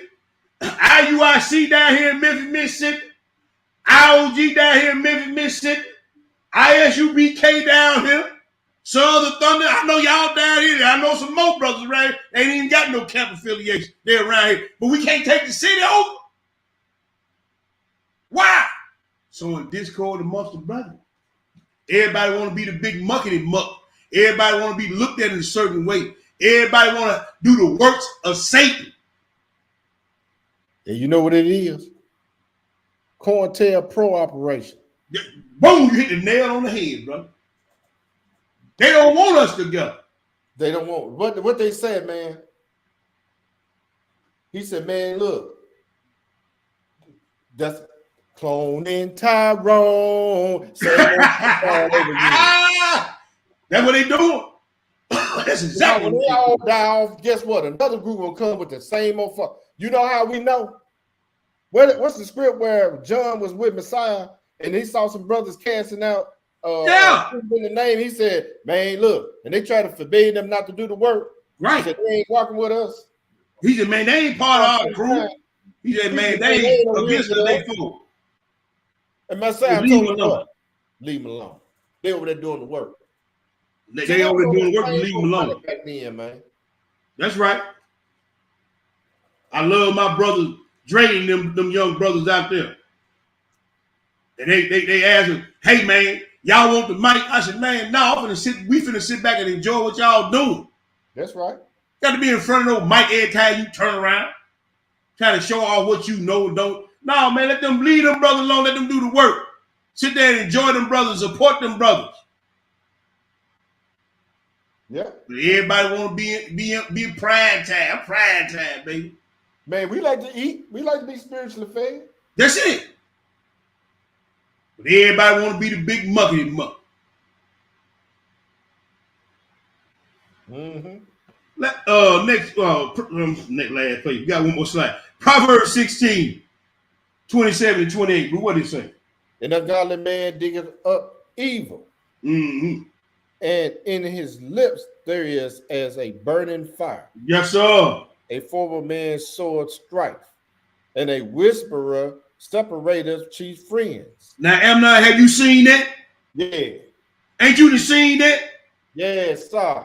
Joker whispering and separating chief friends. Joker used to be tight. All it takes is a tail bearing and whisper. And he'll separate chief friends. Sowing discord amongst the brothers, so to speak. Mm-hmm. There's a spiritual battle going on, man. And a lot of us, we lose it. Mm-hmm. Last slide, Hebrew. Part of the title of the lesson. Contamination and pollution by inclusion and self-delusion. Inclusion, the action or state of including or of being included within a group or structure. Diversity describes the variation in personal, physical, and social characteristics that exist, while inclusion refers to the procedures organizations implement to integrate everyone in the workplace or organization.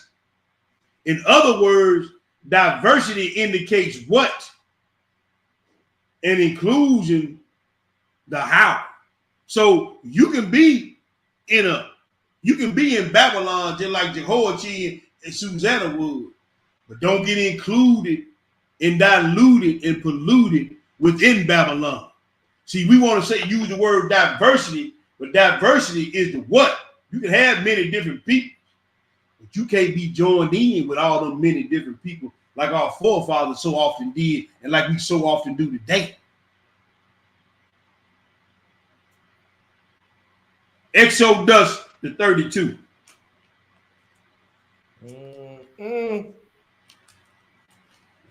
Exodus the 32. 1 through 5, Hebrew. When you get it, go ahead and feed the people. Verse 1. Uh-huh. When the people saw that Moses delayed to come down out of the mount, the people gathered themselves together unto Aaron and said unto him, Up, make us gods, which shall go before us. For as for this Moses, the man that brought us up out of the land of Egypt, we wot not what is become of him. Uh-huh. And Aaron said unto them, Break off the golden earrings, which are in the ears of your wives, of your sons, of your daughters, and bring them unto me. And all the people break off the golden earrings which were in their ears, and brought them unto Aaron. And he received them at their hand, and fastened it with a graven tool, after he had made it a molten calf. And they said, These be thy gods, O Israel, which brought thee up out of the land of Egypt. Lord have mercy. And when Aaron saw it, he built an altar before it, and Aaron made proclamation and said, Tomorrow is a feast to the Most High. See, this is the pollution by inclusion. See, you contaminated.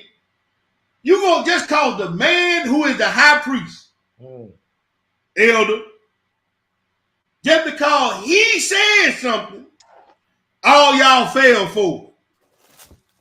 Aaron is the high priest. Only one who ranked high in the kingdom on the earth than him right now is Moshe, and he ain't nowhere to be found. And just because he said that tomorrow was a feast, just because he said wearing fringes is sin, just because he said you shouldn't read that book or them books, just because you can't invite free case, you can't. Captain Yohana, you can't invite everybody to the feast. Everybody can't be included in this. See, contamination and pollution by inclusion. Except you ain't nobody to call a feast of the Lord with a pagan deity, bro, pastor. December 25th ain't Yeshua's birthday just because you said it. Constantine. Contamination and pollution by inclusion. All this stuff that we always trying to put God's name on and make it sound holy and good. All these self-deceptive doctrines that we have. And we put God's name on it, and because we the teacher or the moray or the elder, it's all good because the elder see. Just like the cross. They ain't no graven image unto these heathens. See? They worship on down, and they worship hit the nail on the head, bro. On down through the ages. They didn't put Jesus' name, Yeshua's name on a whole lot of stuff. And we ate it up like tripe. And we still eat it up like tripe. From crosses to holidays to doctrines to whatever. We contaminated the name of the Most High. Psalm 106, bro.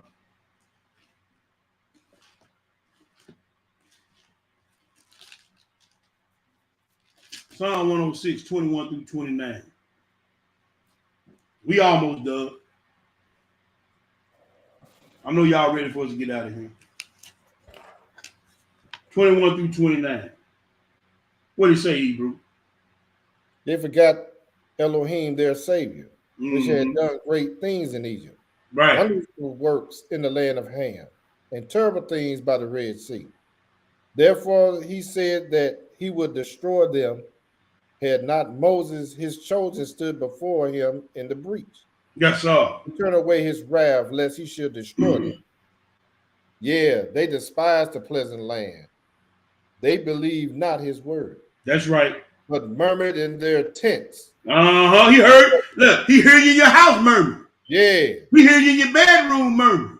Yep. He heard you in the assembly murmur. And guess what else? He heard you in your mind mumbling. He hear you. We ain't got to do all that, man. I would T-booking them guys. Shut the hell up, man. You get off it. He hear you. Go ahead, bro. But murmured in their tents and hearkened not unto the voice of the Most High. Therefore, he lift up his hand against them to overthrow them in the wilderness. See, that's another clue. You ain't gonna take this bad behavior to the land. That's right. This Babylonian mindset, Come on now. You refuse to get rid of. Mm-hmm. Right here, he said, "We gonna do them in the wilderness. You ain't going no. That's about as far as you going." That's right. Everybody want, just like I was saying, man, at work. All the vendors want you to give them 100, but they ain't giving 100. Come on now. How that work? Come on now. Verse 27. To overthrow their seed also among the nations, and to scatter them in the lands. That's right. They joined themselves also unto Baal Peor and ate the sacrifices of the dead. Ain't they still eating the sacrifices of the dead that month? Yes, sir. They still eating the sacrifices of the dead. Mm-hmm. Go ahead. Thus they provoke him to anger with their inventions, and the plagues break in upon them. And the plague broke in on you, man. The plague it's like somebody kicking your door down. The plague just kicking your door down and coming in on you. Can't get right. Let's go to the Testament of Asher. We go in the pseudepigrapha volume, the 1, page 18. 81. Is it 81? No. 816. I'm gonna get it right here in a minute. Pseudepigrapha volume 1, page 816. Let me put it up in the room for my brothers and sisters. Testament of Asher. These 3 short chapters. Ain't gonna be no long chapters. These just 3 short ones. But look what our brother Asher had to say about the situation. Whenever you get it, Hebrew, go ahead and feed the people. Verse chapter 1. A copy of the Testament of Asher, the things he spoke to his sons in the 125th year of his life. While he was still healthy, he said to them, "Listen, children of Asher, to your father, and I will show you everything that is right in the sight of Elohim. Elohim has granted 2 ways to his son of men, 2 mindsets, 2 line of action, 2 models, and 2 goals. Again, the spirit of truth and the spirit of error. The spirit of God or the spirit of Babylon? Which one? Go ahead. Accordingly, everything is in pairs, the one over against the other.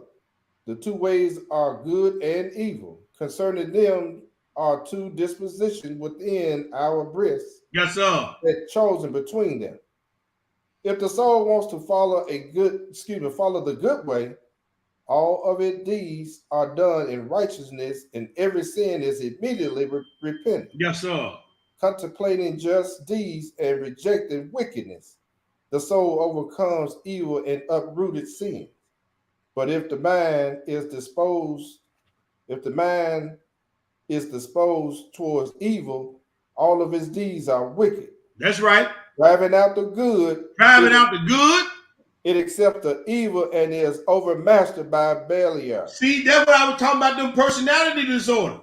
The more you work the works of the flesh, the more you're going to be given over to this madness and astonishment of heart and fail of the eye. And the works of Satan going to become more and more and more manifest in you. And you're going to be given over to the lust of the flesh. Go ahead, brother. Who, even when good is undertaken, passes the struggle so as to make the aims of his action into evil, since the devil's storehouse is filled with the venom of the evil spirit. You see that? Even when you want to do good, the press struggle so that the aim of the action it turns it into evil. But go ahead and read that chapter 2, bro. Chapter 2. The soul that saved, may in words express good for the sake of evil, but the outcome of the action leads to evil. You see that? Go ahead, bro. There is a man who has no mercy on the one who serves him in performing an evil deed. There are 2 aspects of this. but the whole is wicked.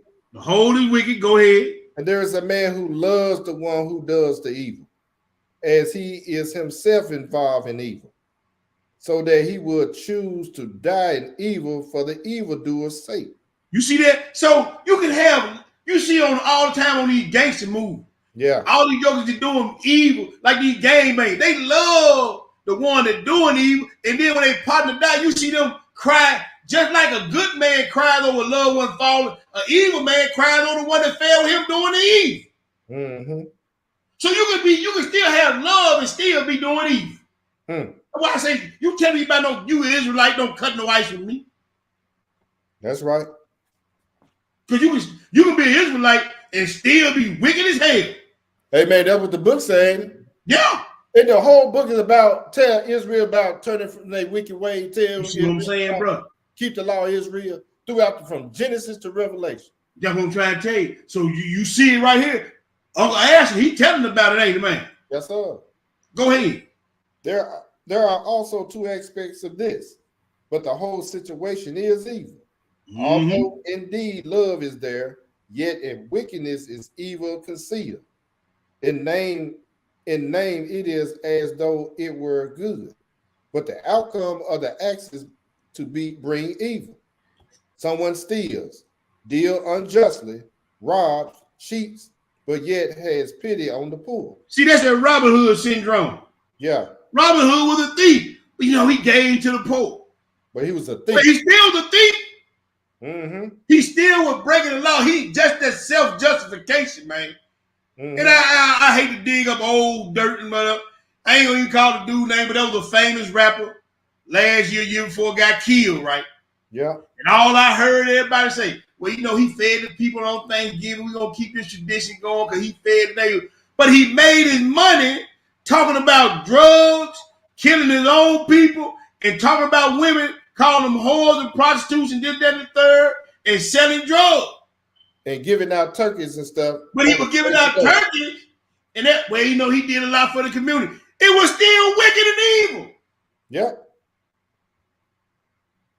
See, nobody won't talk like that, Amnon. No, sir. Well, Martin Luther King, he did it, but he was wicked and evil. He teamed up with wicked and evil people. Yeah. The Most High ain't forgetting none of that. Go ahead, brother. This also has two aspects, but is evil as a whole. Yes, sir. He who cheats his neighbor provokes Elohim's wrath. He who serves falsely before the Most High and yet has mercy on the poor disregards the masters who utter the law's commandment. See that? He provokes him, and yet he alleviates the plot of the poor day labor. Now, ain't that what happened with dude, Amnon? Yeah. Ain't that him? Mm-hmm. That's it. See, nobody won't talk about that though. No, sir. Go ahead. He defiled the souls and take pride in his own body. See? He kills many. Now, go ahead, bro. Yet has pity on a few. You see that? This also has two aspects, but is evil as a whole. I never will forget the movie New Jack City. Yeah. He was out there handing out dollar bills to the kids and passing out turkeys, but he was selling drugs in the neighborhood. He was cracking the whole neighborhood out, took over a whole building. Man, but he was giving the kids dollar bills and feeding the people. Same thing going on today in our neighborhoods today. You think the Most High, you think he that's gonna get you out of it, right? Try to pay his way into the no, partner. No. Man, you know that book we was talking about, that Vision of Paul? Yeah. Don't you know he was talking about that because Paul was asking the angel, man, who was these folks over here? He was talking about the one doing their deed. Yeah. Y'all go read that. Same thing. It lines up right here. Yeah, you Same thing. But it was all wicked. Wicked, man. Yep. Someone else commit adultery and is sexual promiscuous, yet is what's that? Astimonious. Yeah, in his eating. So he don't eat. Look, this joker, he fasting and praying, but he flapping skins and everything move. Mm-hmm. What good it doing? Yeah. Go ahead. While fasting, he is committing evil deeds. Yay. Through the power of his wealth, he ravaged many. And yet, in spite of his excessive evil, he performs the commandments. This also has two aspects. Yes, sir. It is evil as a whole. Such persons are hares. Yeah. Because although they are halfway clean, in truth they are unclean. That's right. In truth they are unclean. In truth they are unclean. Yes, sir. For this is what Elohim has said on the tables of the commandments. See, the hair or the rabbit, he chewed the cud, but he got paws for feet, so he is unclean unto you. Mm-hmm. So partial disobedience is disobedience to God. Partial obedience to the commandments is disobedience to God. You just like the hair or the rabbit. He chewing the cud, which is a clean aspect of a clean animal, but he got paws. He don't have the cloven foot. Mm-hmm. So you can't eat it, still unclean. So you fasting and praying or going to the feast days and throwing your hands up, hallelujah, and you got all kind of wickedness in your heart and mind, you still unclean to the Most High. Mm-hmm. Chapter 3, then we're going to move on. Yes, sir. But you, my children, do not be two-faced like them. Mm-hmm. One good and the other evil. Rather, cling only to goodness, because in it the Most High Elohim is at rest. Yes, sir. And aspire to it. Yes, sir. Evil tendencies, destroying the evil by your good works. For those who are two-faced are not of Elohim. That's right. They are enslaved to their evil desire. Enslaved to their evil desire. You captive for your evil desire. Go ahead. So that they might be pleasing to Belial and to persons like themselves. See, when he said you enslaved, that means you're a prisoner in your own mind. Mm-hmm. You're a prisoner to your own lust and desire. You're a prisoner. See, Paul said, I'm a prisoner of Christ. Right. But you're a prisoner to the devil. Let's go to the next place.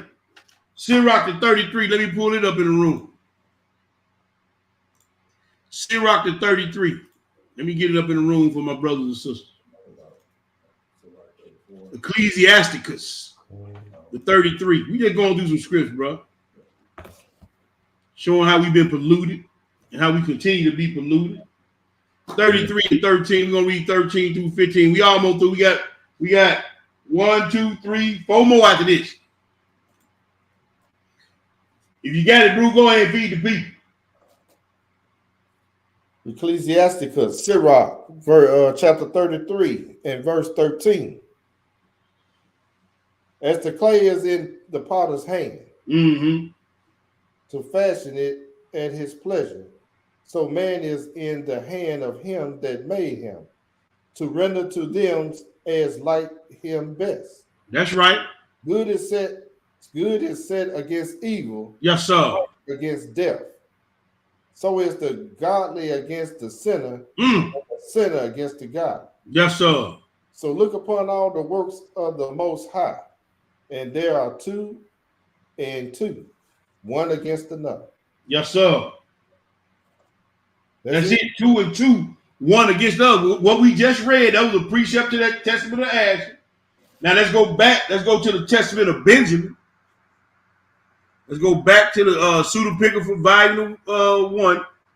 And we're going now. This time we're going to page 826.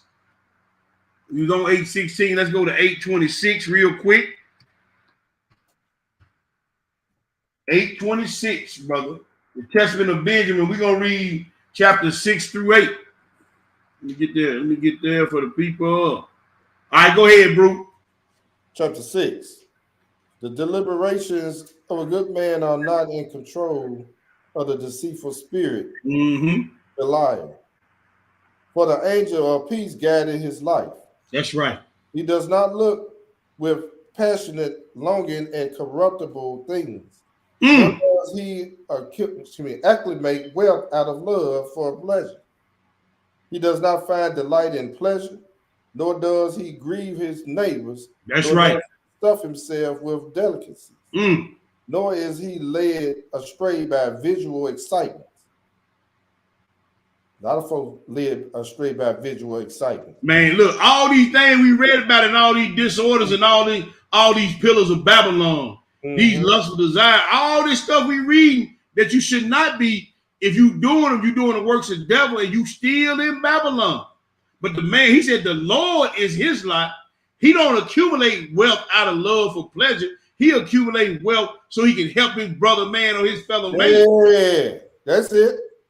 You see what I'm saying? He ain't focused on how many cars I got in the driveway or how big my house. It's all corruptible things. The Lord is his lot. Go ahead and read, bro. The Most High is his lot. The good set of mind does not receive glory or dishonor from men. You see nor that? does it know deceit or lying or conflict or abuse. For the Most High dwells in him, illuminates his life, and he rejoices in everything at every appropriate time. That's right. The good set of mind does not talk from both sides of his mouth.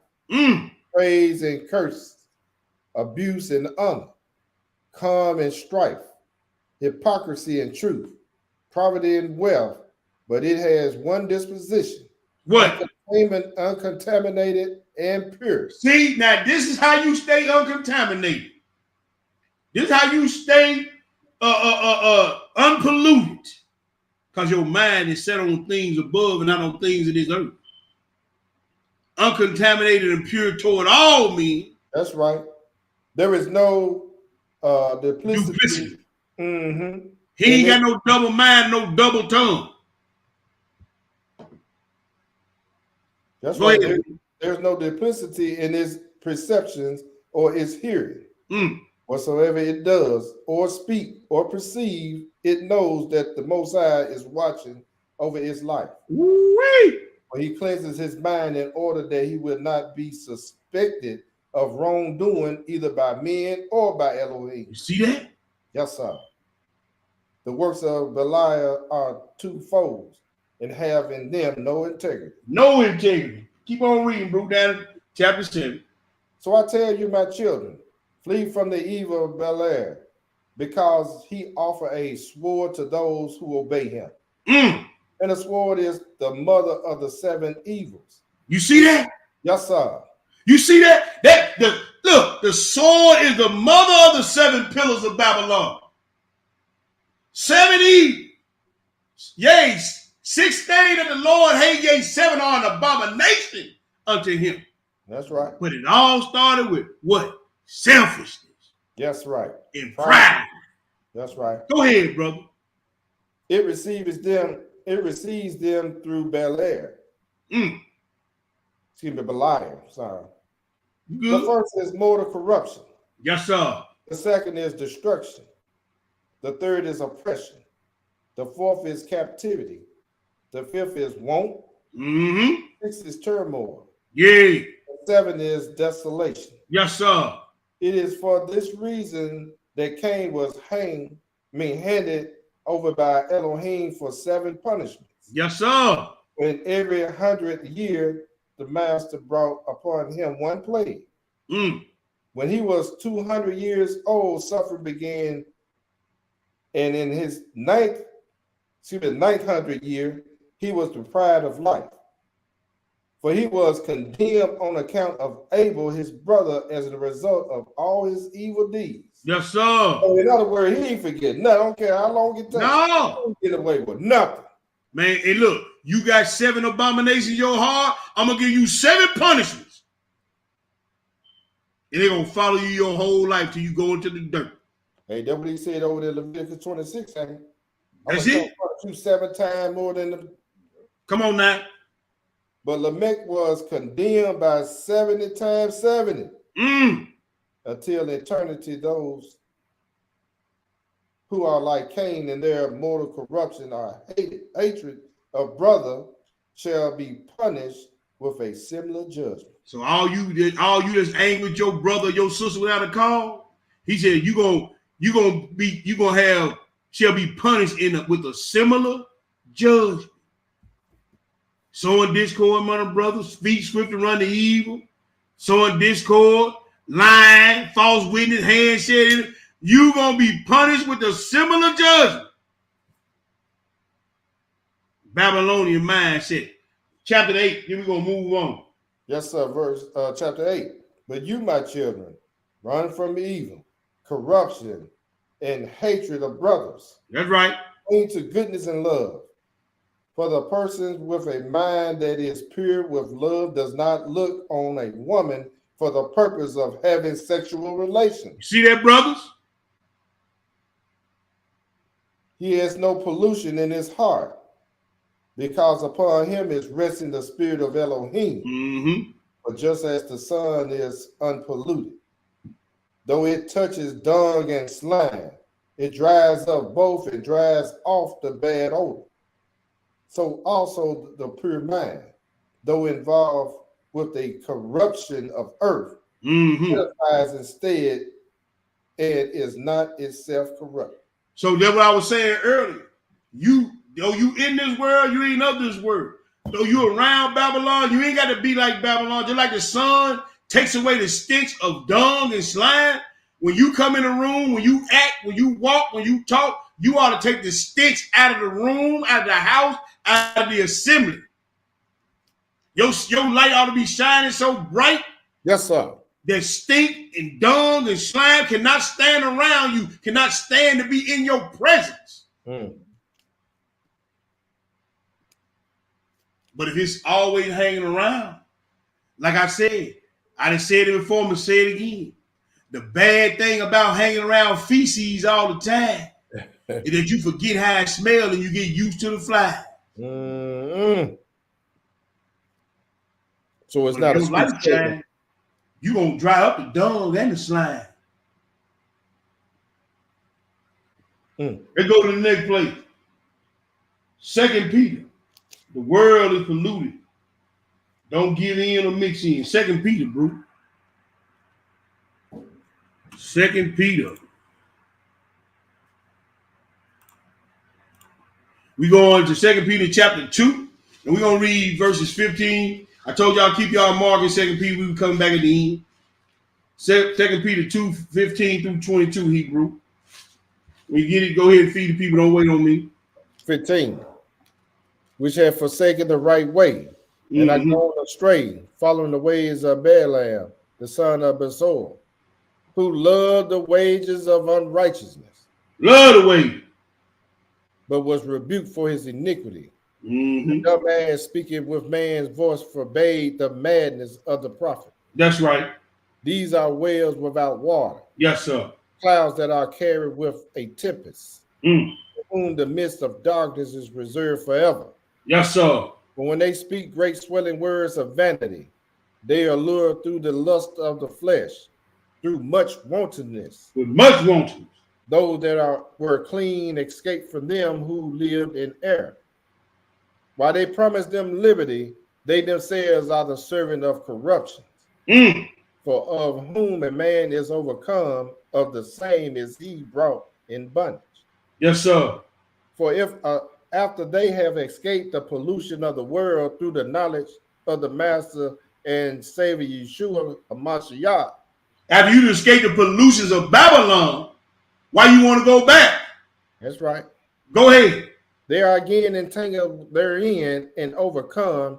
The latter end is worse with them than the beginning. That's right. For it has been better for them not to have known the ways of righteousness, right, than after they have known it, to turn from the holy commandments delivered unto them. But it is happened unto them according to the true proverb. The dog is turned to his own vomit again, and the sow that was washed to her wallowing in the mire. You see that? Yep. You gonna get cleaned up by the word of the Most High Yah, and you're gonna go back to that contamination and pollution of the word of Babylon, because you want to be included, and you got a exaggerated sense of self-worth. Acts 20, brother. Next to the last plate. Acts 20, my brother. We want to thank y'all for hanging in with us. Appreciate y'all. We hope this was edifying to y'all. Acts 20, 28 through 32, my brother. 28 through 32. When you get it, go ahead and read. Verse 28. Take heed therefore to yourselves and to all the flock over the which the Holy Ghost have made you overseers to feed the church of Elohim. That's right. So, in other words, your just ain't popped up and just start doing stuff, ain't it? Nah. Who bringing the true word now? That's right. Which he has purchased with his own blood. Yes, sir. Well, I know this, that after my departing shall grievous wolves enter in among you, not sparing the flock. We see that. Yes, sir. Also, your own selves shall men arise, speaking perverse things to draw away disciples after them. After them, not after the Most High. See, if they're not part of this camp, don't fool with them. That's right. See, the word, the word of God put the finger on everybody. Go ahead, bro. 31. Therefore watch and remember that by the space of 3 years I cease not to warn every one night and day with tears. And now, brother, I commend you to Elohim and to the word of his grace, which is able to build you up, and to give you an inheritance among all them which are sanctified. Which give you an inheritance among them which are sanctified, not contaminated and polluted. Right. Sanctified, set apart, different, peculiar, not like everybody else. Don't think like everybody else, don't act like everybody else, don't want what everybody else wants. To them that are sanctified. Last place, Hebrew, 2 Corinthians the 6th. 2 Corinthians the 6th. And we're going to read 14 through 18. 2 Corinthians the 6th. We're going to read 14 through 18, bro. When you get it, go ahead and feed the people. Verse 14. Be ye not unequally yoked together with unbelievers. That's what they try to pull on. Yeah. You know what I'm saying? Yeah. In the camp. Yeah. That's what they use right here. They use it talking about the Sunday Christian. Yeah. But they the unbelievers. Because you know the law and you ain't doing the law. You know the spirit of the law and you ain't doing the spirit of the law. You know the letter of the law tell you not to commit fornication, but you still commit fornication and adulteration. You know the letter of the law said don't sow discord amongst the brothers, but you still sowing discord amongst brothers. So I'm telling all you Israelites, don't be unequally yoked with fake Hebrew lights. There you go. Who walking, what it was said, who walking disorderly. That's right. That's what the book say, right? That's what the book tells you. For what fellowship has righteousness with unrighteousness? That's right. And what communion has light with darkness? Yes, sir. And what concord that Christ with Belial? Mm-hmm. Or what part has he that believeth with an infidel? That's right. And what agreement has the temple of Elohim with idols? For ye are the temples of the living El. Yes, sir. As Elohim has said, I will dwell in them and walk in them, and I will be their Elohim, and they shall be my people. Yes, sir. Wherefore come out from among them, and be ye separate. Said and be ye what? Separate. Not contaminated or collusion. Go ahead. Said the Most High, and touch not the unclean thing, and I will receive you. Who can bring an unclean thing out of a clean thing out of an unclean thing? And touch not the unclean thing, and I will receive you. Verse 18. And I will be a father unto you, and ye shall be my sons and daughters, said the Most High. That's the lesson. Who and what is Babylon? Contamination and pollution. by inclusion and self-delusion. I turn it back over to my brother for the announcements. Man, hallelujah. Hallelujah. All right, family, we will be meeting tomorrow, most high willing, at 1 p.m. The 1 p.m. class, we will be at the library. You had you don't have the address? Hold on, I can put it up in the room. Hold on. Yes, sir. We will be meeting tomorrow. Yes, sir. Let me get it up. Let me get it up. Class will be 1 p.m. sharp. So if you're trying to go banging on that door, that's when we be praying in. I know Brother Charles Yah, and I forget who else reading for him. I think Rob, your code reading for him. Hold on, brother. Let me print this into this screen. I think your code reading for him. I just want to say this while you're doing that, man. I just hope and pray that someone receive this word and they be able to change their life. They can be able to implement this in their daily walk. I know I received going through these series. It helped me out a lot. Got me all praise on a whole lot of levels. Sometimes you thinking that you got this thing down packed, but you don't. That's right, bro. Always got a way to go, something to learn, something to change and do. What he say is over 300,000 gates. Yes, sir. That this thing can go. So just like we just got to put certain things in practical application. We just got to go, and it's in a whole nutshell. The Spirit is going to do all the separating. Once you get the word of Yah in you, that's going to separate you. It's not you doing it on your own. You're gonna look. That's right. You're gonna be separated from people. That's right. And you're not even trying to do it. It's the word of Yah going to separate you from. Come on now. Speak on it, dude. They don't want to be around you anyway. Speak on it, man. That's right. That's it, bro. Start separating themselves, so they'll let you know which way you're going, because he said, "Hey, man, you try to be friends." I'm just paraphrasing. You try to be friends with the world. Hey, don't want to. Can't be friends with the world, bro. And you call yourself a servant of the Most High? Yep. Can't. But yeah, bro, I appreciate. I want to say a special thanks and a special shout out to my brothers of the Order of Melchizedek who allowed me to keep this series going and not have to break it up over a course of weeks or months. That kind of was unselfish and letting me go ahead on and do this thing on back-to-back weeks. I appreciate my brothers. I appreciate them allowing me to do that. It was a pleasure for me. It was a learning experience for me. And like the brother said, just hope that this edified some of our brothers and sisters and gave all praise, honor, and glory to the Most High Yah. That's right. That's all I got, bro.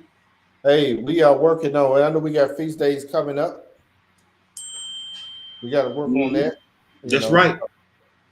The fall feast days coming. Mm-hmm. We'll be getting those schedules out and all that. And man, look, I love all my brothers and sisters with the love of Christ. Y'all keep praying for us as we pray for y'all. All praise, honor, and great glory is unto our Elohim. Elohim of Abraham, Elohim of Isaac, Elohim of Jacob. To our brothers and sisters in the faith, as always, we salute you. As for Amnon and as for me, it's going to always be K-O-E. That's right. Kingdom over everything. Or you can say kingdom over everybody. Are you willing to put your mind, body, and soul on the line?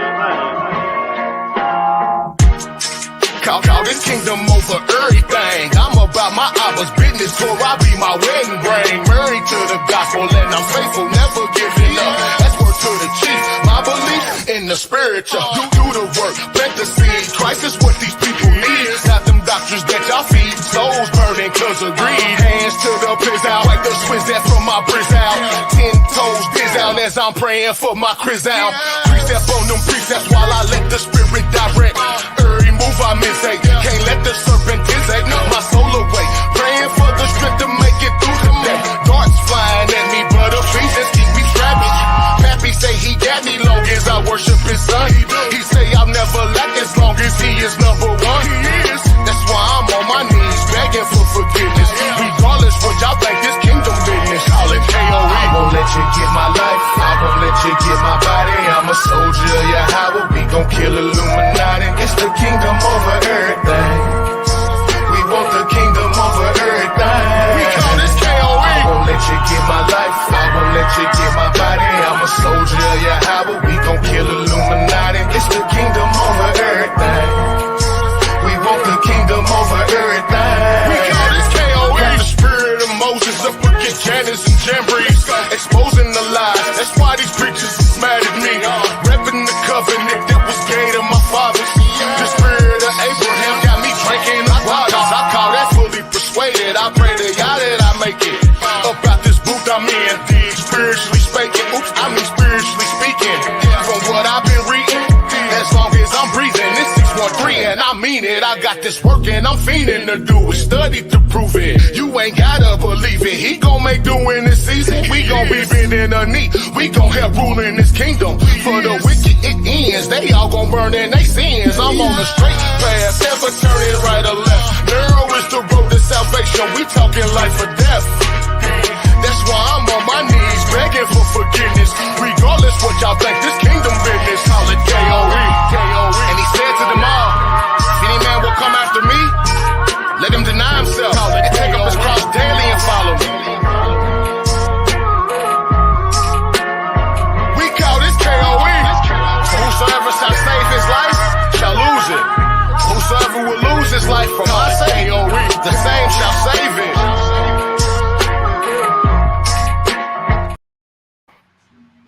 All right, family, y'all enjoy the rest of y'all Shabbat. One love to y'all. Shalom. All right, shalom, family. All right, bro.